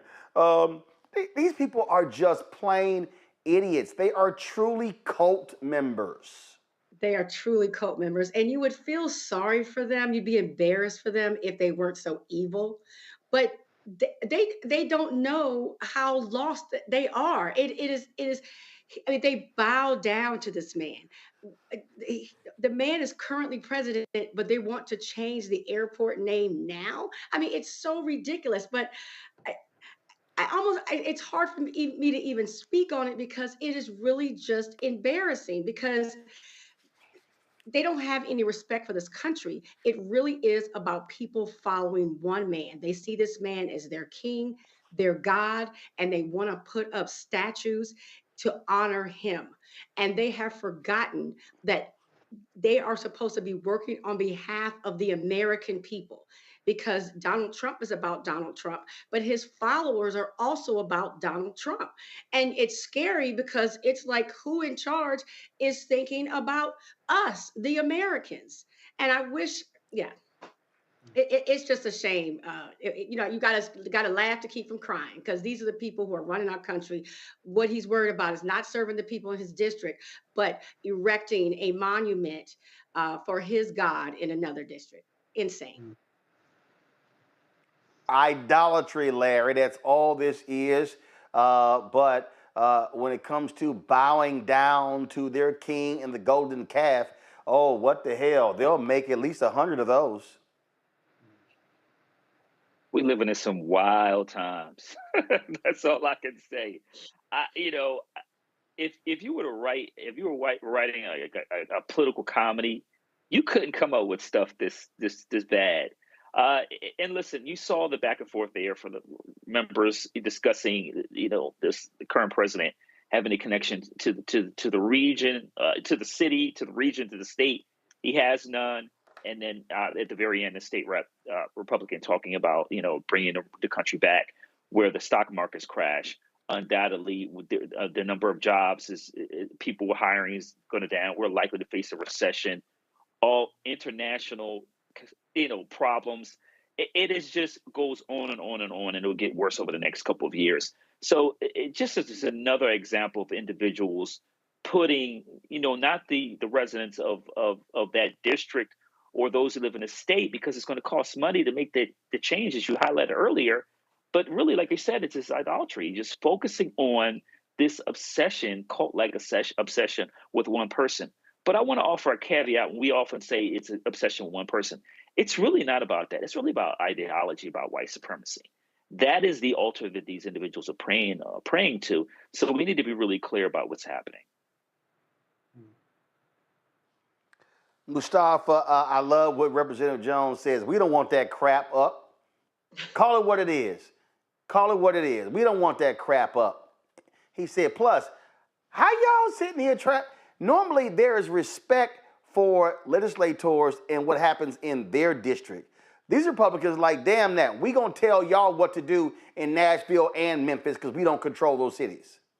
Yeah, well, that's that whole privilege thing. I mean, Larry, he laid it out for you, but, privilege makes you think you can do and say whatever, and there are no repercussions. And it also blinds you, right? They don't really get it. It's interesting that these are taxpayer dollars that are going to be utilized to do this if it moves forward. And I was waiting to see Larry's face because when they said, that it was not in the positive, but in the negative, but it's moving forward, I was like, well, that's different. But, maybe it's like that in Tennessee. But, I'm not going to mess with folks from Tennessee.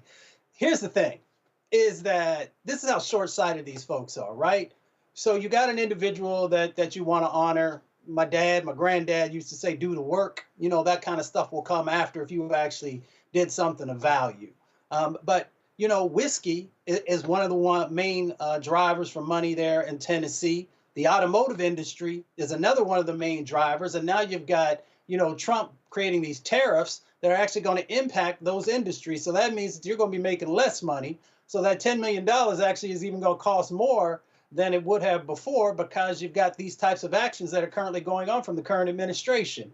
Then you got NIH that's there and a couple of other federal agencies where you're going to have individuals who are losing their jobs. Some have already lost their jobs. So that means there's going to be even a greater stressor on your economy, but yet you are talking about taking dollars and investing in something that brings no real value to the folks there in Nashville or to Tennessee.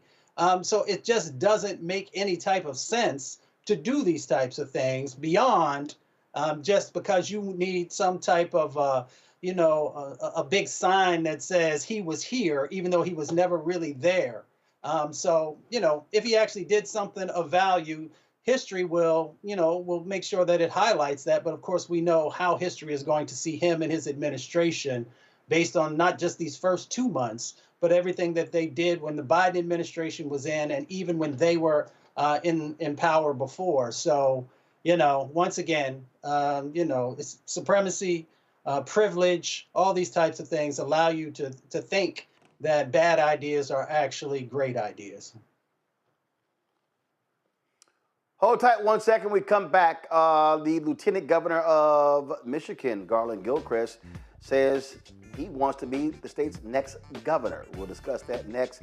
And also, some sad news. Former NBA player and businessman Junior Bridgman, who just was put on the cover of Forbes magazine as America's newest billionaire, has died at the age of 71. We'll pay tribute to him in the show as well. You're watching Roland Martin Unfiltered right here on the Black Star Network.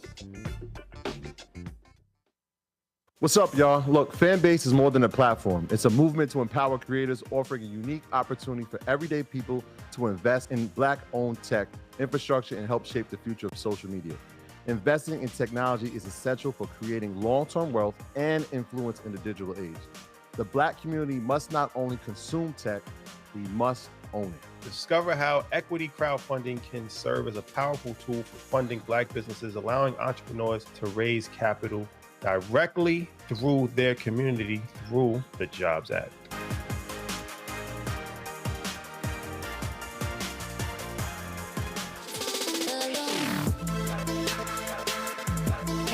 Well, welcome to The Other Side of Change, only on the Black Star Network and hosted by myself, Bria Baker, and my good sis, Jamira Burley.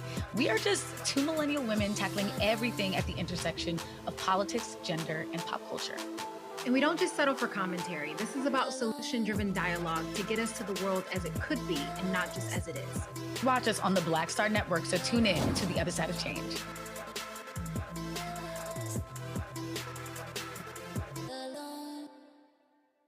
I'm Russell L. Honoré, Lieutenant General, United States Army, retired, and you're watching Roland Martin Unfiltered.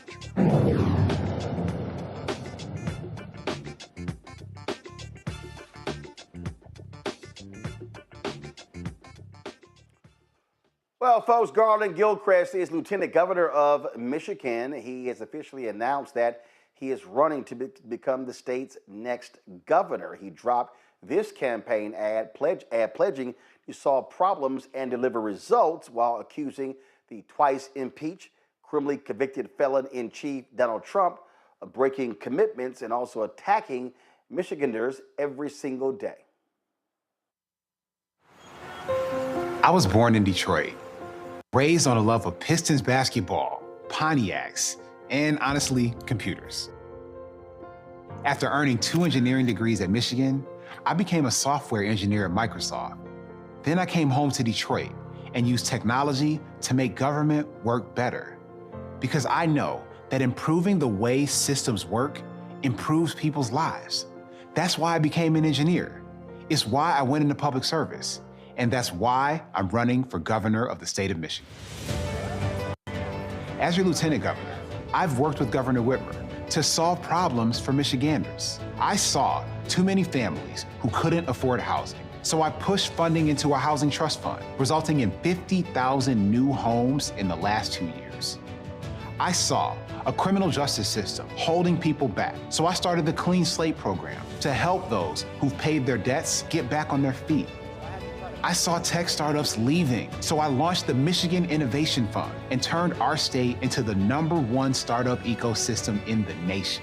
We've made a lot of progress in these past 6 years, but there is so much more to do. As a dad with 3 kids in public schools, I'm committed to building an economy where every family has what they need to succeed, so our children can follow their dreams right here in Michigan. My goal for Michigan is that we lead the nation in innovation and creating jobs of the future for everyone. Donald Trump and Elon Musk are breaking commitments to our state and attacking Michiganders every day.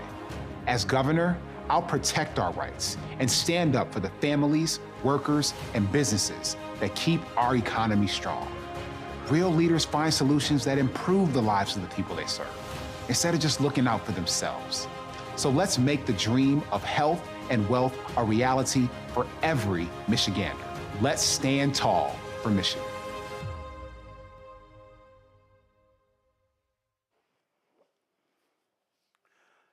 Randy, it's going to be a very tough Democratic primary. The Jocelyn Benson, who is the Secretary of State, has already announced she is going to be running as well. Initially, there was talk about Pete Buttigieg running. He, of course, has now moved to Michigan, but many believe he is now going to run for the U.S. Senate seat being vacated in 2026 by Senator Gary Peters. If Gilchrist wins, he, of course, would be the nation's second black governor as we speak, behind Governor Wes Moore of Maryland. And I'm happy to see that he is putting his hat in the ring. I believe that what people are seeing happening in this country right now, they see it or adhere it as a call to action. And we need real leadership. And so while right now the Republican is the one who's the favored choice, I believe that as days pass and people see what this Republican government led is doing, that his chances will be bolstered. Also, Whitmer said that she's not going to endorse anybody, but I would think that just the fact that they work so closely together and gave him a high profile will also serve him well. So I'm happy to see it. And you also have Mustafa Ras Baraka, the mayor of Newark, who's running for governor in New Jersey as well. And one of the things that, and then, you have now on the Republican side, you've got that nutcase MAGA woman, Winsome Sears, Lieutenant Governor of Virginia, who's running for governor of Virginia. But it's not like she has an agenda that, frankly, interests black folks. But you're going to have African Americans running for the highest office in the land in several states in November.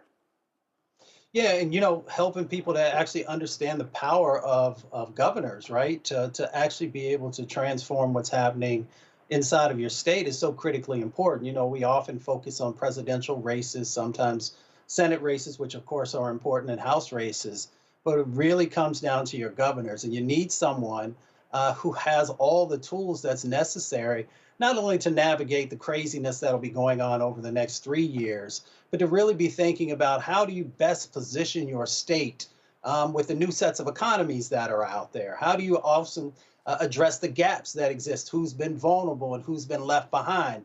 And that's why when I see someone like Gilchrist, who I've followed a little bit to see, if he was the real deal, the brother knows his stuff.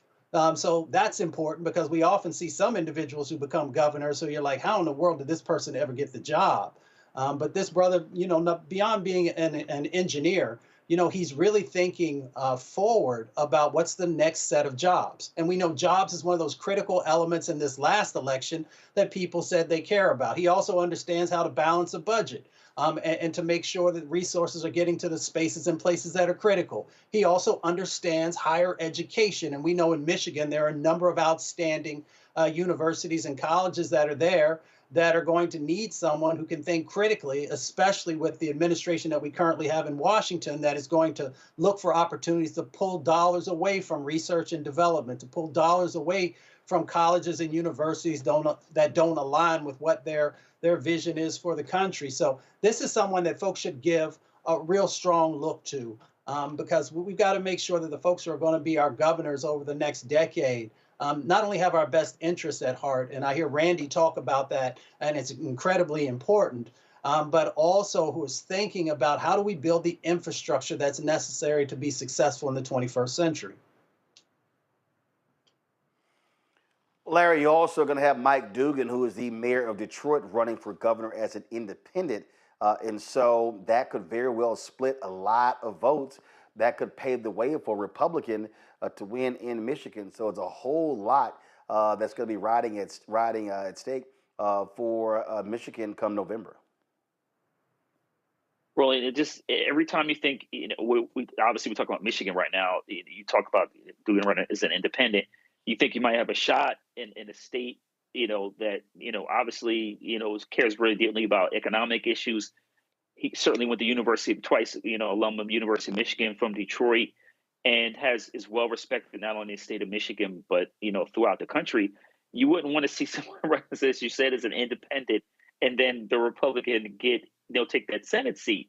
But with the Democrats the last couple of months, that's what exactly would happen. But let's hope it doesn't. But I think Gilchrist is a really strong candidate. It's going to be interesting because particularly in the Midwest, Michigan, other states there, the politics has shifted a bit here in the last couple of months. And so let's hope that people see the person who focuses on the economy, and like Mustafa talked about higher education, et cetera, and he's not forced to pay a black tax. That it's become clear that black folks have to pay now, whether they're politicians or in corporate America or education, et cetera. So, but he's an excellent candidate. I think he would make an excellent, if he wins, it would be great for the state. But, like I said, it'll be very interesting to see how the politics play out. I think what's going to happen with the economy over, between now and that election is going to really impact how people view this candidacy. Also want to give a shout out to the people who cut that ad to include the current governor to make sure they were side by side. That's really important to see because people love Big Gretchen in Michigan. So it was really good to see that they cut that ad that way. Indeed. All right, folks, time for Black and Missing.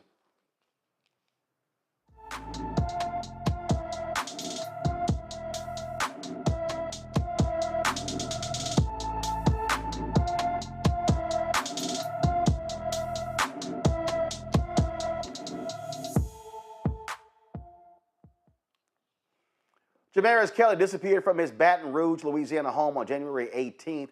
The 17-year-old has black hair and brown eyes. Anyone with information about Jamarius Kelly should call the Baton Rouge, Louisiana Police Department at 225-389-2000, 225-389-2000.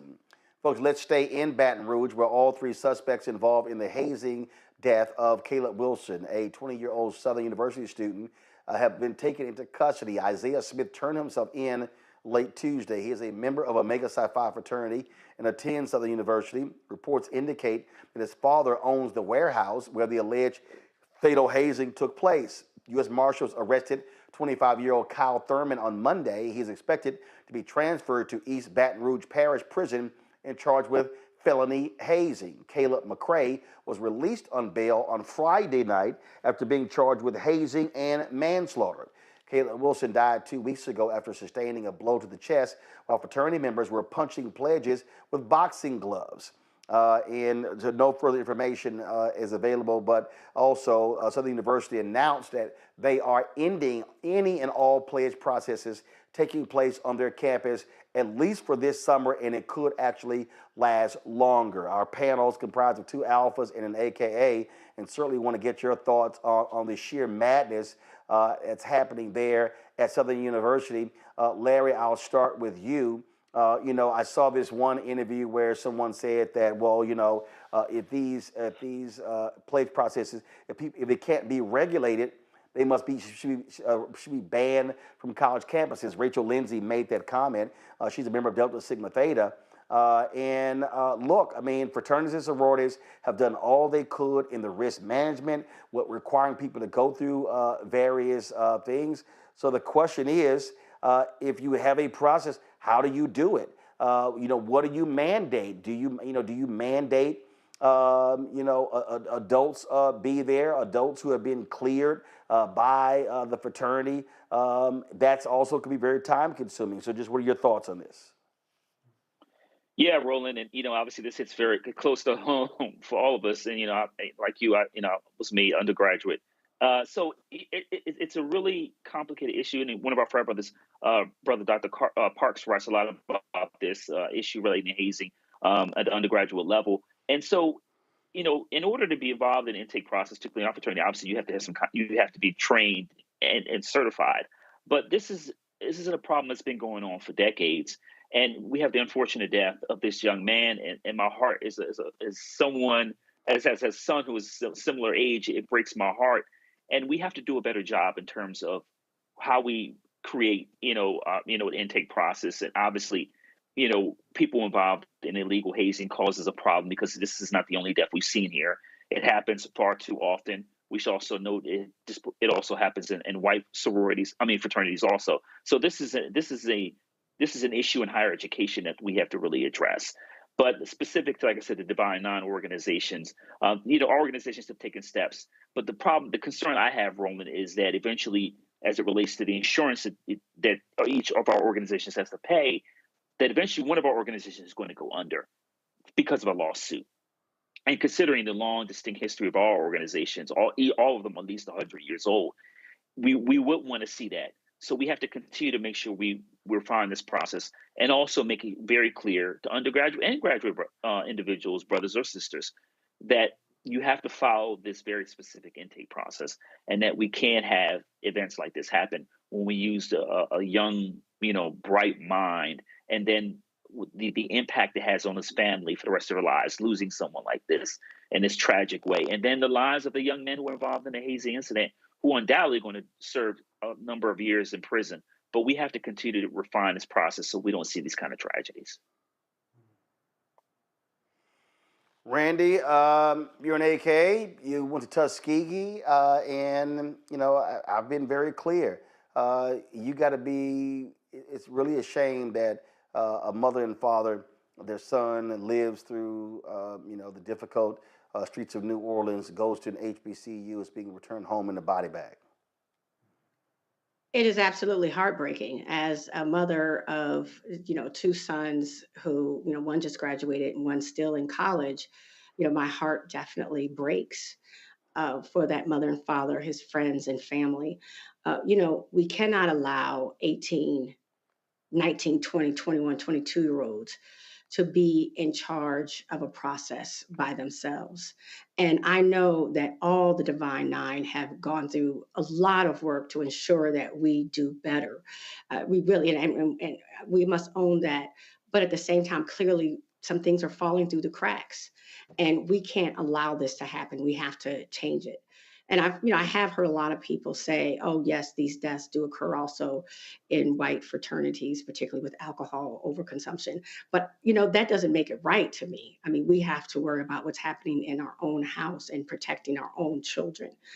I remember, my son's father is he's a Kappa and was very active, a polemarch, dean of pledges. But when his kids were in school, he really went back and forth if he wanted them to participate in the process because of things like this. And there's a fear, and there should not be a fear with something so honorable.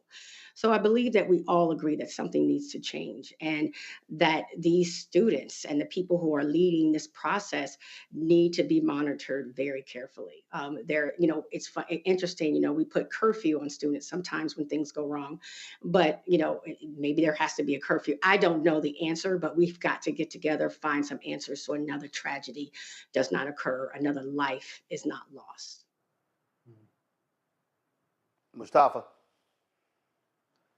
I mean, there's so much to unpack there. There's all the legal stuff, the impacts that can happen if you're, allowing this to happen in your house or on your property or another place that you might own. You have responsibility in that space, but that's not what I want to focus on, because I think I do know one of the things that's missing, and that's love in the Black community. We call ourselves brothers or sisters for our individuals who are coming into our organization. Brothers and sisters don't beat each other, right? You don't brutalize each other. We have still got to break those chains of slavery that has found its way inside of processes, right? Because, the brutalization of Black folks has been going on for a long time inside of our country. And then when we begin to embrace that, or when some folks embrace that as a way of having a rite of passage, that says something about the lack of evolution inside of our community and the lack of love that exists. Because if you love me, you're not going to put your hands on me. There are ways for you to learn information without that type of behavior being a part of any process, right? Whether it is in the Divine Nine, or it's in these military schools, or a number of other places that have these processes of breaking folks down and building them up. Breaking folks down it should never even be a part of the process. It is about enhancing the things that will be necessary for you to navigate life inside of this country and for you to be able to give back to your community in a positive way. So for me, it is about finding ways when kids are young of helping them to honor themselves and their bodies, and to make sure that we also understand that we've got to find ways of infusing more love into our community and refusing to allow anyone to extract that from us. So there are a number of other things, of course, that the organizations can do.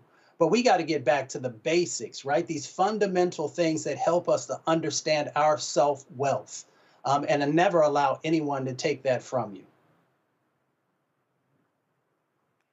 Folks, a member of the National Labor Relations Board who Donald Trump fired has returned to the office to cheers. This took place on Monday after a judge ordered the reinstatement of Gwen Wilcox.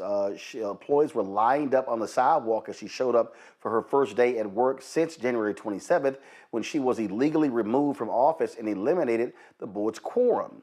This is what she had to say.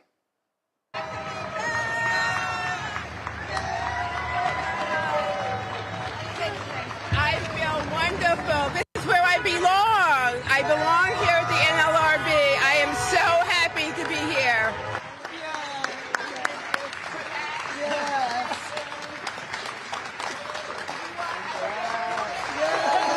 When I learned that I was not going to have this job, I knew that the first thing that happened was like, what's going to happen to my staff? How are they going to function?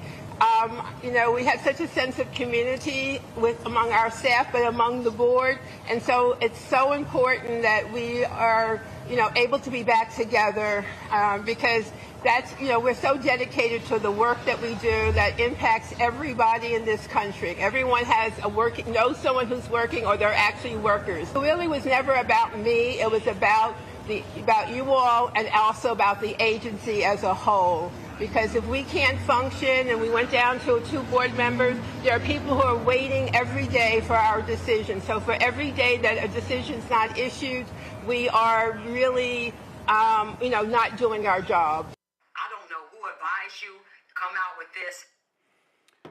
Folks, and this news also in, the Trump folks have started handing out pink slips to half of the 4,100 employees at the Department of Education. This is how they are going to destabilize education in this country. By 6 p.m., they will be getting rid of half of all the employees. This is the kind of stuff that you're seeing happen. This is going to have a serious impact on special needs students, on low-income students. And again, they want to shut it down. And remember, the president, Elon Musk, one person doesn't have the power to shut down a federal agency. That takes an act of Congress. But their way of shutting down the Department of Education is by getting rid of half of the employees. And guess what, Mustafa? It's going to be a lot of these folks in these MAGA states, these red states, that are dependent upon federal funds. And watch they start whining and complaining about, how they are being decimated because of what is going on. So the orange tears will be commencing. Yeah, they definitely will. But these folks need to get together. I mean, you look at places like we talked about Tennessee and Kentucky and West Virginia, and Louisiana and Mississippi and Alabama. I mean, you can go around the country where they need to make sure that the Department of Education is in place, to make sure that their students have the resources that they need. Now, even though, of course, we know the states play a big role and what the curricula looks like, the Department of Education is critical, and especially for those who have been vulnerable, for those who have been, unheard and unseen and left behind, the Department of Education plays a very critical role. So these folks need to realize that they're actually damaging. They're damaging their communities. They're damaging the future of the children who live inside of their respective states, and they're making us less prepared for this global economy, right? So all these other, countries across the planet are, they're not playing, right? They are trying to make sure that they have the best sets of folks who are educated to be able to deal with the 21st century economy. So, you can continue to mess around, but what you're really doing is you're weakening this country. And I wish folks would ask the people who are in control in Washington, D.C., what is your plan? What is your plan for making sure that we have the best education system? What is your plan to make sure that no one gets left behind? And anytime someone poses even a basic question to them, they look like a deer in the headlights because they have no idea what to do.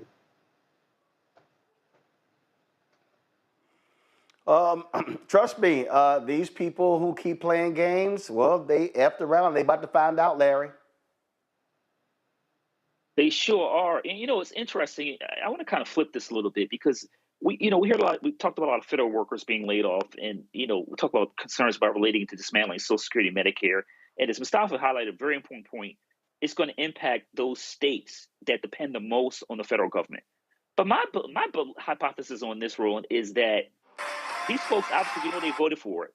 But also, what I think is that the Republicans and these people that voted for it, they want the pain, right? Because we already know that, white folks don't vote in their best interest for generations. And so it's like they want this pain to be inflicted, not only obviously on everyone, but particularly in their own communities, their underserved communities, which can, in many respects will create more white resentment. So we just have a cycle of it's like an abusive relationship. These people essentially are asking them to be mistreated, and then they're angry at the wrong people. We talked about this anti-DEI, which is more pro-Jim Crow policies. Their anger should be focused on oligarchs, but it's really focused on regular, everyday Black folks and brown folks who are just trying to live their lives. take care of their families. So I think it reminds me of an abusive relationship that the abuser is never held responsible, and that somehow this anger is displaced and then focused on communities that are most at risk. Randy? I couldn't agree more. I believe that they're running on hate. That is the center of this whole administration. So I don't even think they're paying attention to who they hurt. And the people that are suffering don't know where to point the arrow. They're so enamored with Trump and his administration, and so lost, and not even looking at things objectively, that they just, as they suffer, they blame the wrong people.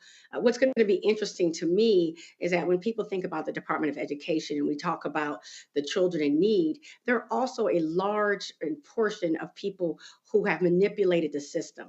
I found it very interesting when I was working in the system and working in these, very high tax bracket zones, that people will use it to get their kids qualified as having special needs. So they have extra time on task. They're qualified as, having a slight disability, so they can make them more competitive when they're in schools and as they apply to colleges. So they have longer times on the SATs and ACTs and in regular schools. And so I don't even think those people are realizing that this is going to impact them too. And lastly, I'll just say that for a dictatorship to work, you need to keep your people unintelligent and uninformed. And, just as they're attacking the press, they also want to attack our education system and make us weak, because we only are as strong as we are able to think and that we're getting information. Last story, folks. Some sad news out of Louisville. Junior Bridgman has passed away.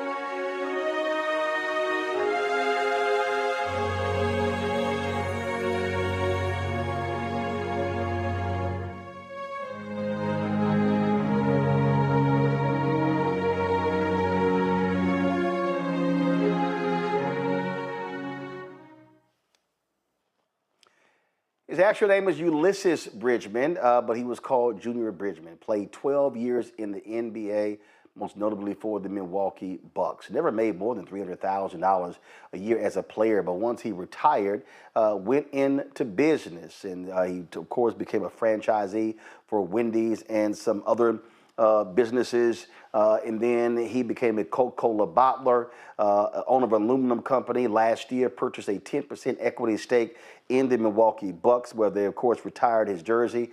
He, of course, also played basketball at the University of Louisville.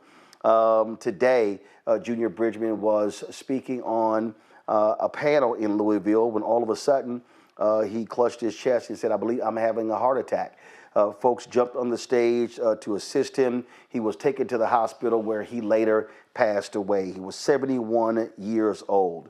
I had the opportunity in Houston at the NBA All-Star Game to moderate a panel with so many different, with former players talking about what was needed to, of course, help athletes save and invest their money and go into business. This was a man who many athletes looked up to. Charles Barkley said the greatest success story in NBA history. Recently, I mean, like literally a month ago, if y'all have it, please show it. He was on the cover of Forbes magazine, listed as America's newest billionaire. But Junior Bridgman is now dead at the age of 71, survived by his wife Doris, their children Eden, Justin, Ryan as well. Adam Silver, the commissioner of the NBA, released this statement. "I am devastated to learn of the sudden passing of Junior Bridgman. Junior was the ultimate entrepreneur who built on his impactful 12-year NBA playing career by becoming a highly respected and successful business leader. He served as a mentor to generations of NBA players and athletes across sports who were eager to learn from him about what it takes to thrive in the business world. Junior was a dedicated member of the NBA family for 50 years, most recently as a minority owner of the Milwaukee Bucks, an investor in NBA Africa, and as a player who set the standard for representing the league and our game with class and dignity. We express our heartfelt condolences to Junior's wife, Doris, their children, Eaton, Justin, and Ryan, the Bucks organization, and his many friends and admirers in the basketball community. Somebody who was, unbelievable player who, of course, led Louisville. He was an All-American at Louisville, led them to the Final Four in 1975, was the 8th pick for the Los Angeles Lakers.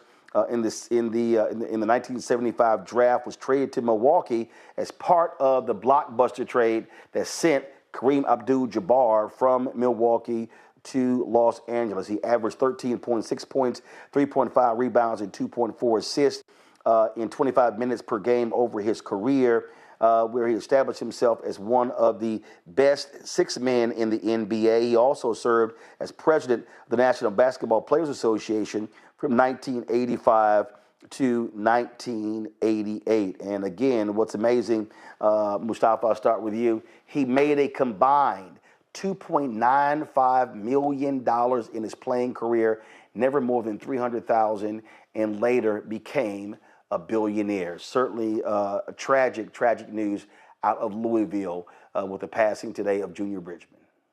Yeah, well, rest in power to Brother Bridgman. You know, when I think about him, I think about a green print. A lot of people talk about the blueprint, what do you need to follow? I talk about a green print because he was an individual who was a solid basketball player, yes, but he had a plan.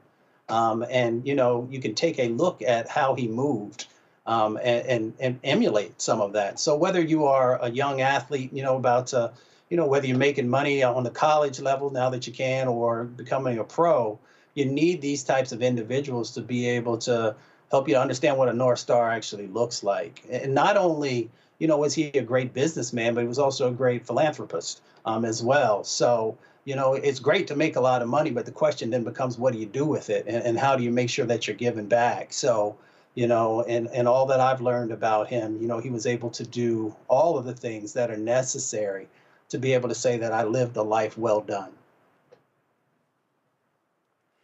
Larry, he was like myself, you and Mustafa, a proud member of Alpha Phi Alpha Fraternity Incorporated, at one point owning 450 restaurants, later, of course, bought Ebony magazine out of bankruptcy, as I said, invested in NBA Africa, and he was worth an estimated $1.4 billion at his death. So, you know, Junior Bridgman, I remember playing, obviously playing for the Bucks. I'm a big, Philadelphia 76ers fan. So remember him and Sidney Moncrief, Paul Pressey, and those guys going against my Sixers often in the playoffs. So, that's what initially remember him as a child. And then growing up, continue to read his stories in various, periodicals, newspapers about him being a successful, businessman. And I think it's particularly important to see a Black man of his, his stature is provide athletes with an example, a template in terms of what you can do with your wealth, not only in terms, like you said, in terms of his philanthropic work, but also his, hiring, having these numerous businesses and hiring Black people and giving back to the community. But seeing him on the cover of the magazine, you don't see that very often. And particularly, like I said, athletes that, back in the day, they didn't make as much money as you highlighted, investing that money and being, in many respects, self-made. So, it's obviously as an alpha man as he enters Omega chapter, I wish all the best with his family during this very difficult time. It is a loss for the nation, certainly a loss for him, people from Louisville, Milwaukee community, and also a loss for Alpha Phi Alpha. Randy, he was 6'5" ball player, but was a gentle giant. You met him. He wasn't brash. He wasn't loud. Wasn't outgoing. Was rather quiet. Easygoing smile. I last saw him at InvestFest in Atlanta a couple of years ago, where we had an opportunity to sit down and chat, and later text message back and forth. But he was really, really focused on trying to help NBA players and other athletes to really deal with their money. I remember a conversation we had in Houston at the All-Star game there. I was on the campus of the University of Houston, where there was a Rolls-Royce dealership, and an athlete came in and bought a second one. And the owner called Junior, and he's like, "Hey, I'll sell it to him, but why does the dude need a second one?" And Junior literally called the brother up. It's like, "What are you doing? Why are you spending all of this money on cars?" And the guy was like, "Well, because I can." And he said, "Yeah, but what happens when the money runs out?" He really was trying to really help a lot of these young brothers build generational wealth and not just blow through the millions they earn in the NBA. I think that's so important because we always hear these, tragic stories about how people blow through their money. And yes, he was a businessman, and also he did it step by step. Started out with, I don't remember how many restaurants, but slowly built it. And I believe that's important too, because social media allows us just to see the results, and they don't allow us to see people, the hard work people put in prior to getting there on the cover of Forbes magazine.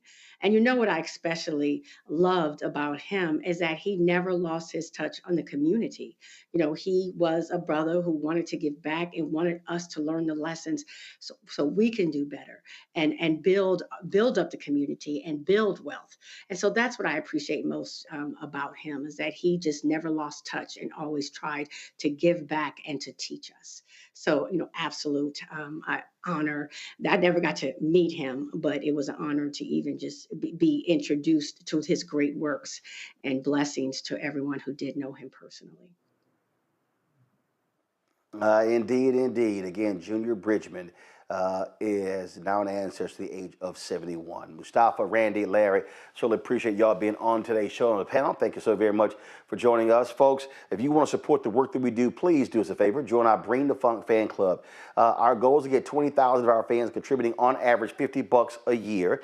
It comes out to $4.19 a month, 13 cents a day. What that does is that provides the resources for not just this show, but the other shows on the Black Star Network.